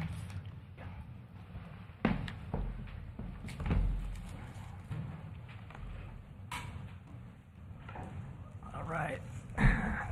Good morning, Chair and Commissioners. Thank you for having us today. I'm Wes McCurry with the Economic Development Council of St. Lucie County, and joining me today we have several members of our office, Rachel Savella, Anita Fisher, Katie and Knight, the illustrious Pete Tesh, and Vice Chair of our Board of Directors, Joe Marassa. So I am going to run you through our 2026 mid-year update, and over the next few minutes I'll kind of walk you through the projects that have been announced in the first half of the year, what's in the pipeline, our long-term project activity outlook, and what the return on investment is to the county with all these projects that we've worked on over the long term. And we're also going to touch on the workforce programs that we have in place that are building the pipeline of the talent behind all of this effort. So we'll start with the headlines from the first 6 months of this year. It's been a strong start. Project Orchid, it's a 1.4 million square foot window manufacturing company with more than 1,005 jobs at full operations. This is the most significant manufacturing announcement in our county's history. It is a extremely impactful project for our county. MedSquare Port St. Lucie is a 68,000 square foot Class A medical office anchored by Cleveland Clinic, which is proposed to be built on Becker Road in Port St. Lucie. And Expert Shutter Services. This is their second expansion in Port St. Lucie. This is a small local company that was an EDC-assisted project a number of years ago that has grown into the point where it was recently acquired by a national company, Hunter Douglas. And they are expanding into 105,000 square foot space at the Glades Commerce Center, and will be expanding their employment to 200. So always a good thing when a local company gets noticed nationally and is acquired on a national level and has their products expanded throughout the nation. Amazon Cold Storage recently announced. Amazon's planning its third facility in St. Lucie County. This is a 1.1 million square foot facility off of Kings Highway that will be used for grocery delivery and cold storage. And next we've got what's in our pipeline. So we're actively working 7 potential projects, 6 of which are manufacturers and 1 is a life science company. And I want to emphasize the word potential. These are in the early stage. They may not land, but the composition of this pipeline tells a really good story, which is manufacturing interest in St. Lucie County is strong and getting stronger. And I'm going to come back to that more towards the end. So let's zoom out and take a look at the long game. Over the past 9.5 years, the EDC has assisted 97 projects locating or expanding in St. Lucie County. That includes 60 new attractions and 37 expansions. And you can see the industry mix on the screen. Manufacturing leads the way, followed by distribution and many other sectors. It's a very diverse base, and that protects us when any single sector slows down. And here's a point I want to make sure lands with all of you. Because there's a common misconception that economic development means giving away the store. Of those 97 projects the EDC assisted in locating or expanded here over the last decade, only 23, fewer than 1 in 4, received any public incentive. Of those, 18 received some form of ad valorem and/or tangible personal property tax exemption. So the overwhelming majority of these companies that we've assisted chose St. Lucie County on the strength of our location, our workforce, our development sites, and the business climate that's been fostered by our strong economic development partnership. These companies add lasting value to our tax rolls. That results in land values rising, real property values growing with every building constructed, and tangible personal property, the equipment and machinery inside, being added to the tax rolls as well. And where incentives were used, it's important to understand that what happens as those exemptions wind down. As each exemption phases out, that value converts into permanent growing tax revenue for the county. And the benefits reach far beyond the tax rolls. They're felt by every resident of St. Lucie County. These companies expand job opportunities close to home, reduce the number of residents who commute out of the county for work. They raise wages by paying above the county average wage, and they increase our overall economic output, generating spending, business activity, and opportunity that ripples through every corner of our community. These outcomes strengthen household finances and the county's balance sheet as well. So rolling up into the first half of 2026, we've got 6 projects at mid-year, 3 expansions and 3 new locations. They represent more than $315 million in capital investment, 2.6 million in new square feet of new facilities, and almost 2,000 projected new jobs. A couple of caveats for the record here. These figures are projections. Capital investment for Amazon, MedSquare, and Trodden Organics is still to be determined, and Expert Shutter's square footage isn't counted in these numbers as well, as they're occupying existing space. So if anything, these numbers are pretty conservative. Now turning to what you can see coming out of the ground right now. Costco Phase 2 is under construction. Phase 1 opened earlier this year, and Phase 2 is a 1.1 million square foot building that's expected to open in August. Once Phase 2 is running, in conjunction with Phase 1 that opened in April, total employment at this campus is going to exceed 370 employees. Then we have Marine Digital Integrators. They've begun build-out of 38,000 square feet in a Legacy Park area where they're going to employ more than 60 people. And ImportMex. This is a food distribution company in Port St. Lucie. It's in the final weeks of construction on its 160,000 square foot warehouse. They plan to be open in August and will employ more than 120 people. And then P1 Motorsports is nearing completion of its first racetrack, the 3-mile Treasure Coast Circuit, where they're also planning a commerce park that'll be home to auto manufacturers for testing and other product development.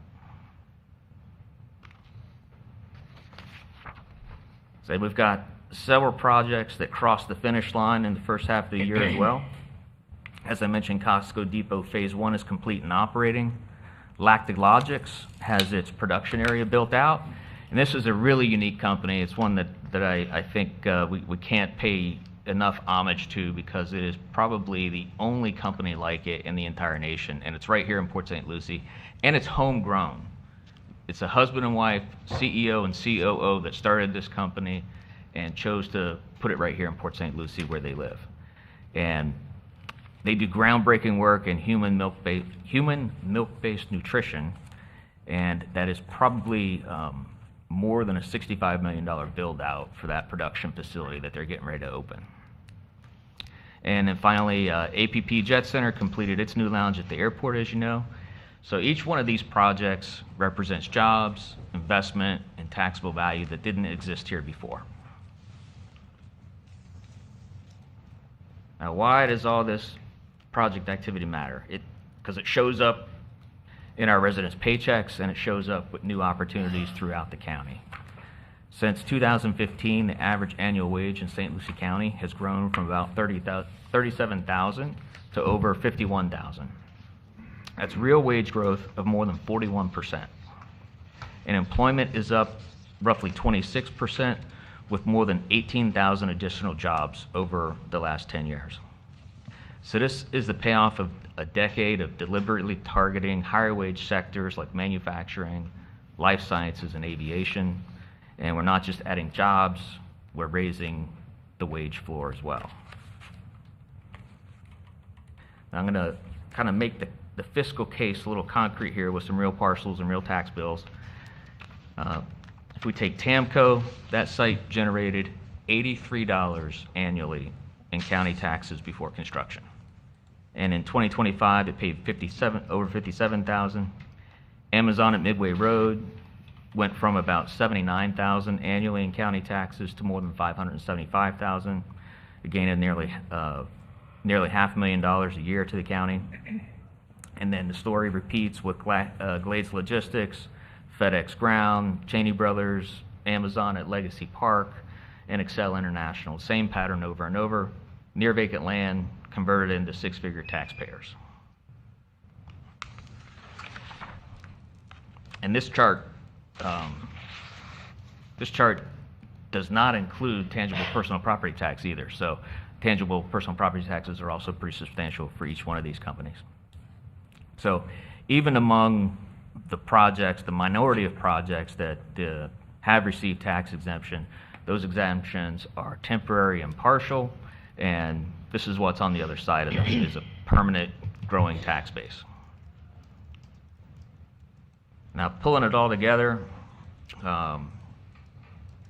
in 2024, EDC projects generated more than $25 million in county taxes. And that's against a county investment in the EDC of $300,000. That's a return on investment of almost $85 for every dollar invested. And being fully transparent, if you take out the $1.7 million in tax abatements that were awarded to some of these companies from that figure, the return is still pretty significant at almost $79 per every dollar invested. So these figures come from an in-plan economic study that we commissioned with the SBDC, showing to show the ROI on the dollars invested in the EDC. And none of this works without talent. So I'm going to shift to workforce and introduce Anita Fisher, the EDC's Director of Workforce Readiness and Executive Director of our 501c3 foundation, the Treasure Coast Center for Education and Economic Development. Good morning. Morning. First, I'd like to introduce our interns that have been with us, just so you guys have an idea of some of the work that we're doing. We do have Aluna Alinci with us today. She's been with us, actually, this is her third summer. She started her junior year with us. She's been with us a total of 2 years now and is just doing amazing things here at the EDC. And then we have our rising senior this year at Legacy High, Mikhail Baltadona, who is our second year summer intern with us. So we just wanted to share with you our why of why TCC exists, the internships and the programs that we have, and I'm going to share with you today. So the TCC Summer Internship Program connects high school students with local businesses in high demand fields. In 2025, we served 50 students with 25 business partners, and 14 of those students are hired immediately as the internship ended that summer. 17 today are still working in our community. In 2026, we've grown. We have 61 high school students that were placed at 50 local businesses across fields ranging from healthcare, aviation, and skilled trades to engineering, finance, public safety, and technology. Add up and bold impact. This is the bold impact. 111 students served, 75 business partners engaged, and 14 immediate hires with more to come as this summer's program concludes. Real careers, real connections, real results. 2 more programs round out the pipeline. Our Hard Hat Hustle Week, we introduced 18 and over to in-demand skilled trades: construction, aviation, manufacturing, automotive, plumbing, roofing, HVAC, electrical, concrete, and masonry, through hands-on experiences and direct connections with employers who are ready to hire. And the 8th grade experience, conducted in partnership with St. Lucie Public Schools Classrooms to Careers program, brings together more than 750 8th graders and 30+ employers for immersive career exploration, so students can make informed decisions before choosing their CTE pathways in high school. The pipeline is deliberate, middle school to high school to internship to employment. All right, thanks, Anita. So, kind of turn into what we see for the back half of 2026. We're seeing a great deal of interest, steady requests for information and follow-up. Beginning of the year, we saw a little bit of a slowdown in some of our project flow due to the national economic uncertainty, but we're starting to see that project flow start to come back. And the project profile, really important thing to note is the project profile is changing in a very positive manner. Substantial manufacturing interest. And logistics and distribution are less prevalent in the past. One of the things that I think also is very important and bears mentioning is the Kings Highway area is an area of major focus. We're nearing completion of the phase 2 of the Kings Highway Jobs Corridor study, and that study indicated that this area has the potential to generate tens of thousands of new jobs for the county, as well as several $1 million of new tax revenue. So the Kings Highway Jobs Corridor is a prime example of where the EDC and the county can partner together to formalize a strategy and realize the potential that corridor has to offer. So before I close, one final thought. We kind of definitely recognize the untenable position that the Board of County Commissioners is in. Do want to express our appreciation for your investment in the EDC, your partnership, and the focus on the essential role that economic development plays in the county's long-term fiscal health. And that role becomes even more critical should this homestead property tax referendum pass. If homestead property tax revenues are reduced, the capital investment and tax revenues generated by new and expanding commercial industrial development represent one of the county's most important tools for sustaining the services residents depend on. So every new or expanded manufacturing facility, distribution center, and corporate operation broadens the tax base and does so without adding proportionate demand for county services. And in that scenario, the county's investment in business attraction, retention, and expansion is not necessarily a discretionary expense, but it is a sustainable revenue strategy. And as such, we would respectfully request that the funding for the EDC remain at the level from the past year. We did submit a request to increase our matching grant funding by about $25,000 back in May, but recognizing the advancement of the referendum and the uncertainties associated with that, we have since rescinded that request and are just asking to keep our funding the same as it was last year. So with that, we're happy to take any questions. We've got other members of our team here, as I indicated, and we thank you for your time today. And when you get a chance, please look through the full 2026 mid-year report that we provided each of you, and for the public, it's also available on our website. So, thank you. Thank you. Thank you, Wes. Thanks, Anita. Questions, comments from the board? I'm sure. Commissioner Cosby?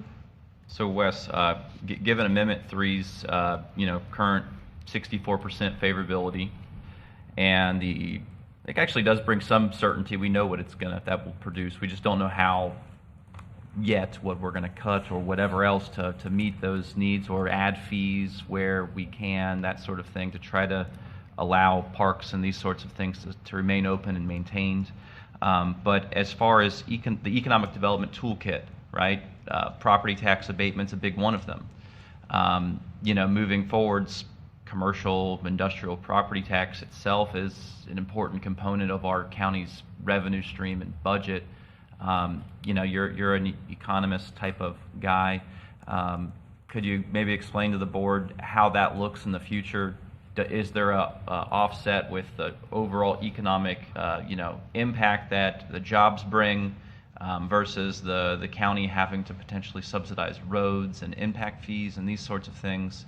Because when we do discount the impact fees, we backfill that with general fund dollars. and those are typically in the millions, I mean, potentially. Just from your viewpoint and the future of the toolkit, is there something that changes when this happens, or is this already the way that we'll be moving forward just as is? So I'm not sure I really understand what your question is, but I'll try to answer it. I can clarify if you want. Yeah, please. So we're losing property taxes. Industrial, commercial property tax become more important for county revenue. One of the main tools EDC has is to attract businesses here by having a 10-year sliding scale property tax abatement, meaning the county doesn't get that revenue directly. Is there figures that show that it's still a net benefit to the county without the revenue coming in from the tax directly? Yeah, so I think we covered that. You know, for only about a quarter of the projects that we've assisted over the last 10 years have received incentives.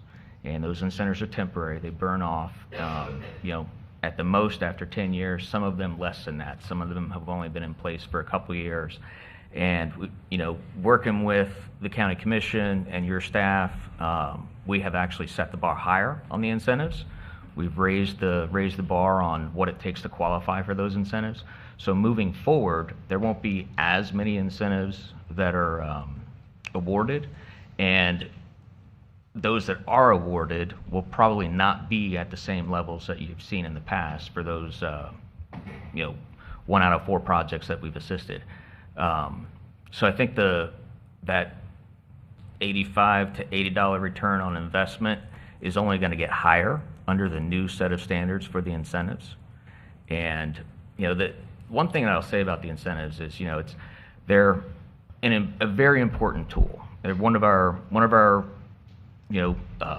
only tools in the realm of incentives. The state has some incentives also. They're really geared towards larger companies, larger job creation. We are fortunate that we've had 2 projects just within the past year that have qualified for those state incentives. So that's a testament to itself. Pete and I attended a statewide economic development conference recently, and 2 out of the top 10 projects in the state are here in St. Lucie County. So that's a testament to the work that the EDC, your staff, and the county commission have put in to elevate the status of St. Lucie County in the eyes of site selectors. So the incentives are an important tool. They move the needle some, but what they really do is they show that there's skin in the game, that there's support for the business community, and that there's a positive business environment here in the county. Where the where the real value is added is in the service that we provide to those companies and assisting them, you know, both at the EDC and at the county level and with the cities on getting through the process, the assistance that we show them after they get open with their workforce pipeline and ensuring that they have the talent to fill those positions that they're bringing here. So overall, the return is greater than just the revenue on a tax roll. You know, that revenue is obviously very important, but there's many more trickle down and direct, indirect, induced impacts that affect our economy through the efforts of economic development. So just to, because it's not on the screen right this second, what is the budget ask from the EDC? $325. We're asking to maintain what we had budgeted last year. Which is? $325. $325. So our funding is it's a $250,000 base amount and then a $75,000 matching grant.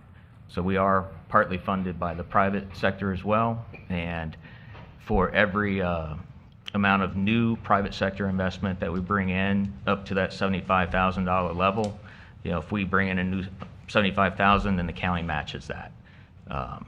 So that's our what we have in place right now, and that's what our request is moving forward. So the EDCs obviously deals with multiple jurisdictions in St. Lucie County. What is your overall budget? Our overall budget is right around $1.6 million. And the 325, what specifically does that fund of your operations? So it goes towards our total of operations. About 81% of our total funding goes towards programs and initiatives, which is extremely high for a not-for-profit agency. And so that funds our business recruitment, retention, and expansion, outreach, marketing, some of our workforce programs, and our overhead. What would be the result if we don't give you the 325? It would be a pretty large impact. That's probably about 20% of our budget. So we would definitely have to curtail some of our programs and initiatives, pull back on our recruitment attraction efforts, pull back on our marketing efforts. You know, it may impact our staffing. Right now we have 7 full-time employees, and so those are all things we'd have to look at. Okay, thank you. Madam Chair. Commissioner Lee. This is one of the things that Commissioner Townsend and I believe, agree on. What do you say? We don't agree? Yeah, most of the time we do. EDC, in my opinion, is the solution to our problem. It's long-term. It's not an immediate fix, but this is more for the public's education. You go back into the 90s, the St. Lucie County was a citrus and fishing community. And obviously with that dying, the EDC was introduced, and they had a consultant come in. The consultant turned around and said, hey, you guys got 2 intersecting highways. You got South Florida growing, Port St. Lucie's growing. You guys could be the distribution center for South Florida. That was done back in 2000, 2003. 20 years later, what are we? We are the distribution center for South Florida. What does that do? Exactly what Wes Curry was talking about. That brings in businesses, that brings in additional taxes, and our ultimate goal, at least mine, is I want to get rid of property taxes. I'm right there with you. There's a way to do it, and it is through economic growth. We can literally replace the homestead of property taxes with commercial taxes coming in through the EDC, and there is a path forward to it. It's not going to happen overnight. Also take into the consideration, when I got in office, it was told there was 67,000 people a day leave St. Lucie County for a job someplace else. And now it's up to 70,000. We need more of the economic growth. The community doesn't like the rooftops, doesn't like the growth. This is a way to bring in the tax revenue. Without the rooftops, we've already got the workforce. We need that additional group of people, the EDC, to incentivize or to tell these businesses about our county and what we have to offer here. And again, to me, this is a way and a path forward. So I am in support of the Economic Development Council, whether it's the 325s, the board's will or not, but I'd like to fund as much as possible on that to keep the EDC moving forward and to keep the tax revenue coming in and increasing it so that we can eventually get rid of homestead and property taxes if this bill does not pass. Thank you. Wes, quick question. How much does Port St. Lucie fund you? I believe it's 185. Okay. I think it's about 180, 185,000. Okay. Thank you. Any other questions or comments? If not, we'll move on to the Hands Clinic. Just, Madam Chair. Commissioner Crosby. Just for, since we're saying Port, how much does Fort Pierce fund? 62.5. So Port St. Lucie's what again? I believe it's about 185, I think. And Fort Pierce? 62.5. And you're asking for 325 from us? Correct. Okay, thanks. All right. Thank you, guys. I appreciate it. Thank you. Great presentation. All right, and we're going to go ahead and move into the Hands Clinic.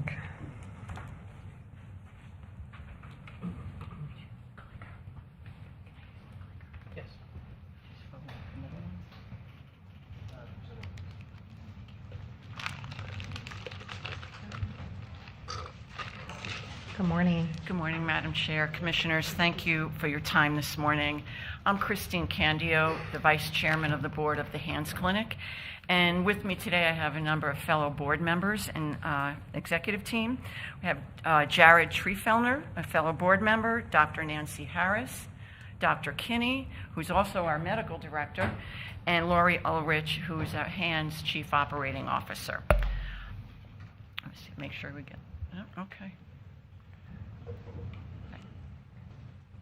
Am I doing this correctly? It's not a PowerPoint, so I don't know. Got it. Thank you. I think most of you know the Hands Clinic is a nonprofit 501c3, but we're also the only free and charitable clinic in St. Lucie County. Who do we serve? We serve adults that are either underinsured or uninsured. And I equate it to, if you think of the old saying, the Swiss cheese model. These are folks that will fall through the holes and through the cracks because they are making too much money to be eligible for Medicaid, but not enough to afford health insurance. So we are there for them. If we didn't have that, we feel very strongly that our area EDs, emergency departments, would be overrun with people either seeking primary care or for a very long period of time not seeking any care and winding up in the emergency department acutely ill. So just by the numbers, in 2025, we had a total of 5,200 patient visits, and that's broken up to a little over 3,500 medical visits and almost 1,700 in our dental clinic. That care is all delivered by 8 paid employees and the lion's share of 92 volunteer care providers, which is very unusual. And I'm an old nurse by background. I've been in healthcare 43 years. And when I first learned about the Hands Clinic, it just blew me away at the commitment that is being delivered by everybody in the care providers. So next. I like to say, and the folks here have heard me say this several times, we are literally on a shoestring budget. So that's why poor Lori almost had to pick me up off the floor when I saw your chart before, because our total budget is $700,000.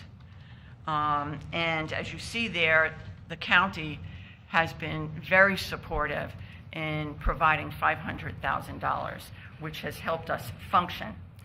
But I think Commissioner Leet made a comment earlier, what is our value? We have a $700,000 budget, but the value of care, we were able to equate to $10 million. That's a 14-to-1 return on our investment and your investment, a 14-to-1 investment of every dollar spent on the care of these patients. I don't know about you all, but that's actually the best that I've ever seen. As many of the other agencies have said, we also understand this is an incredible, difficult financial time with very hard decisions have to be made.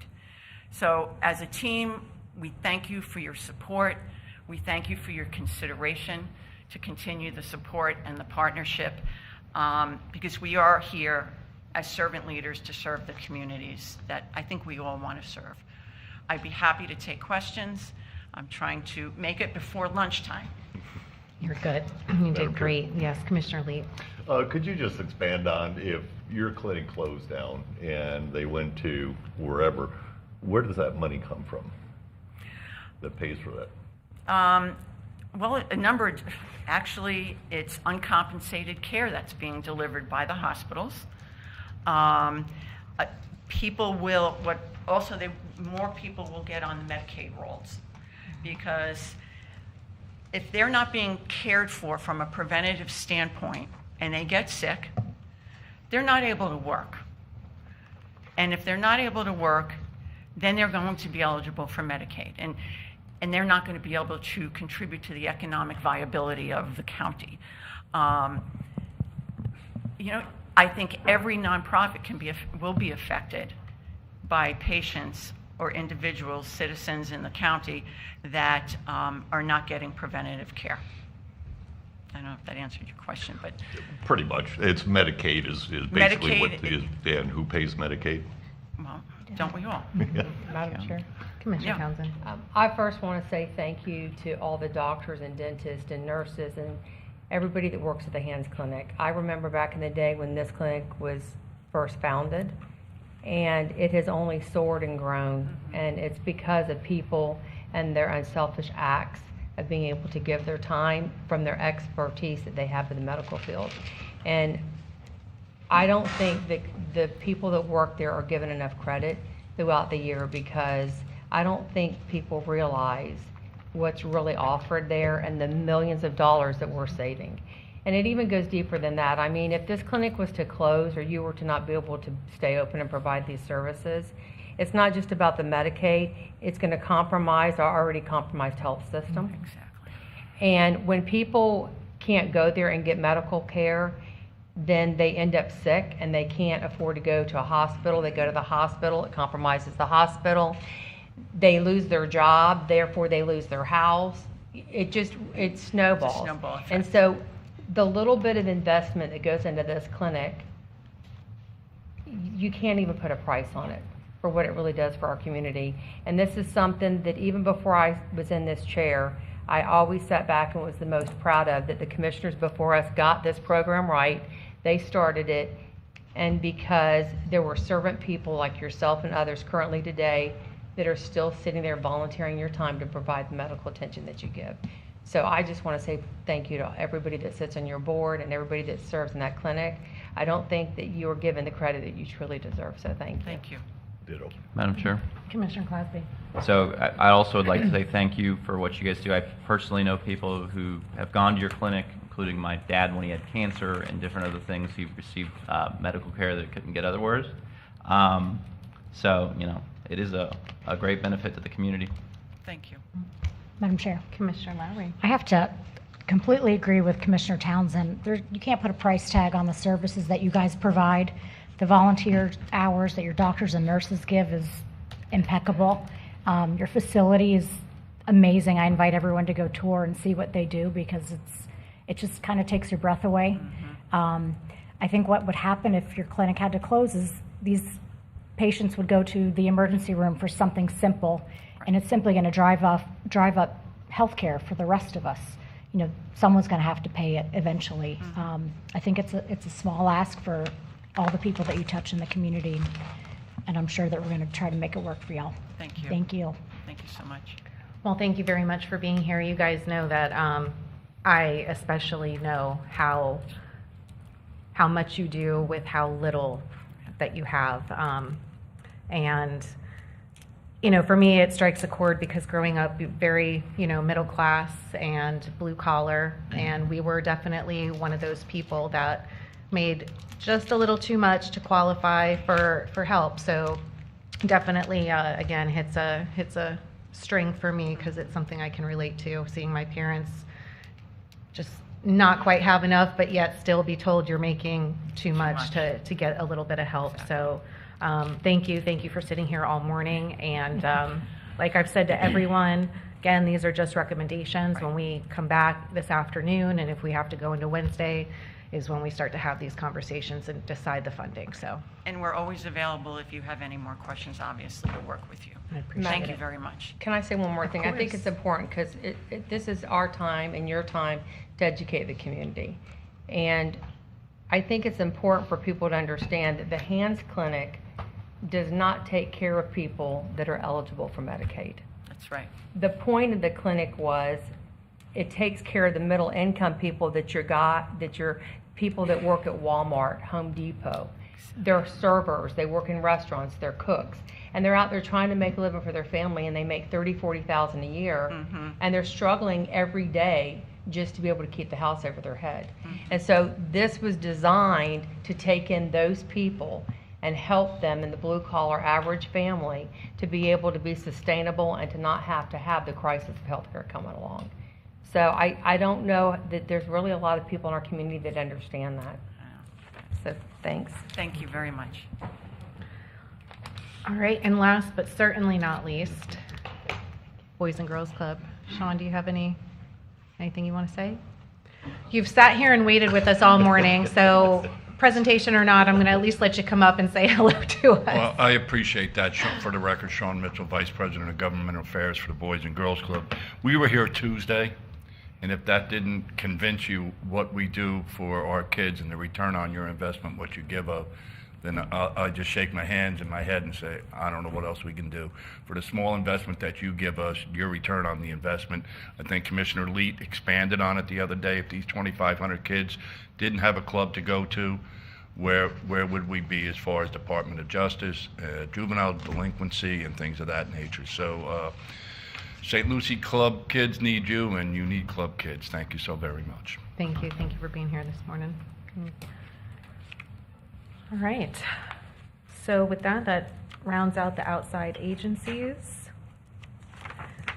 And so it's 11:45. We have a little bit of recap. Do we want to, what's the will of the board? Do we want to break now, come back at 1:15 and pick up from there?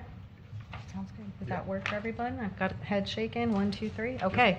All right, guys, we're going to come back at 1:15. Have a good lunch.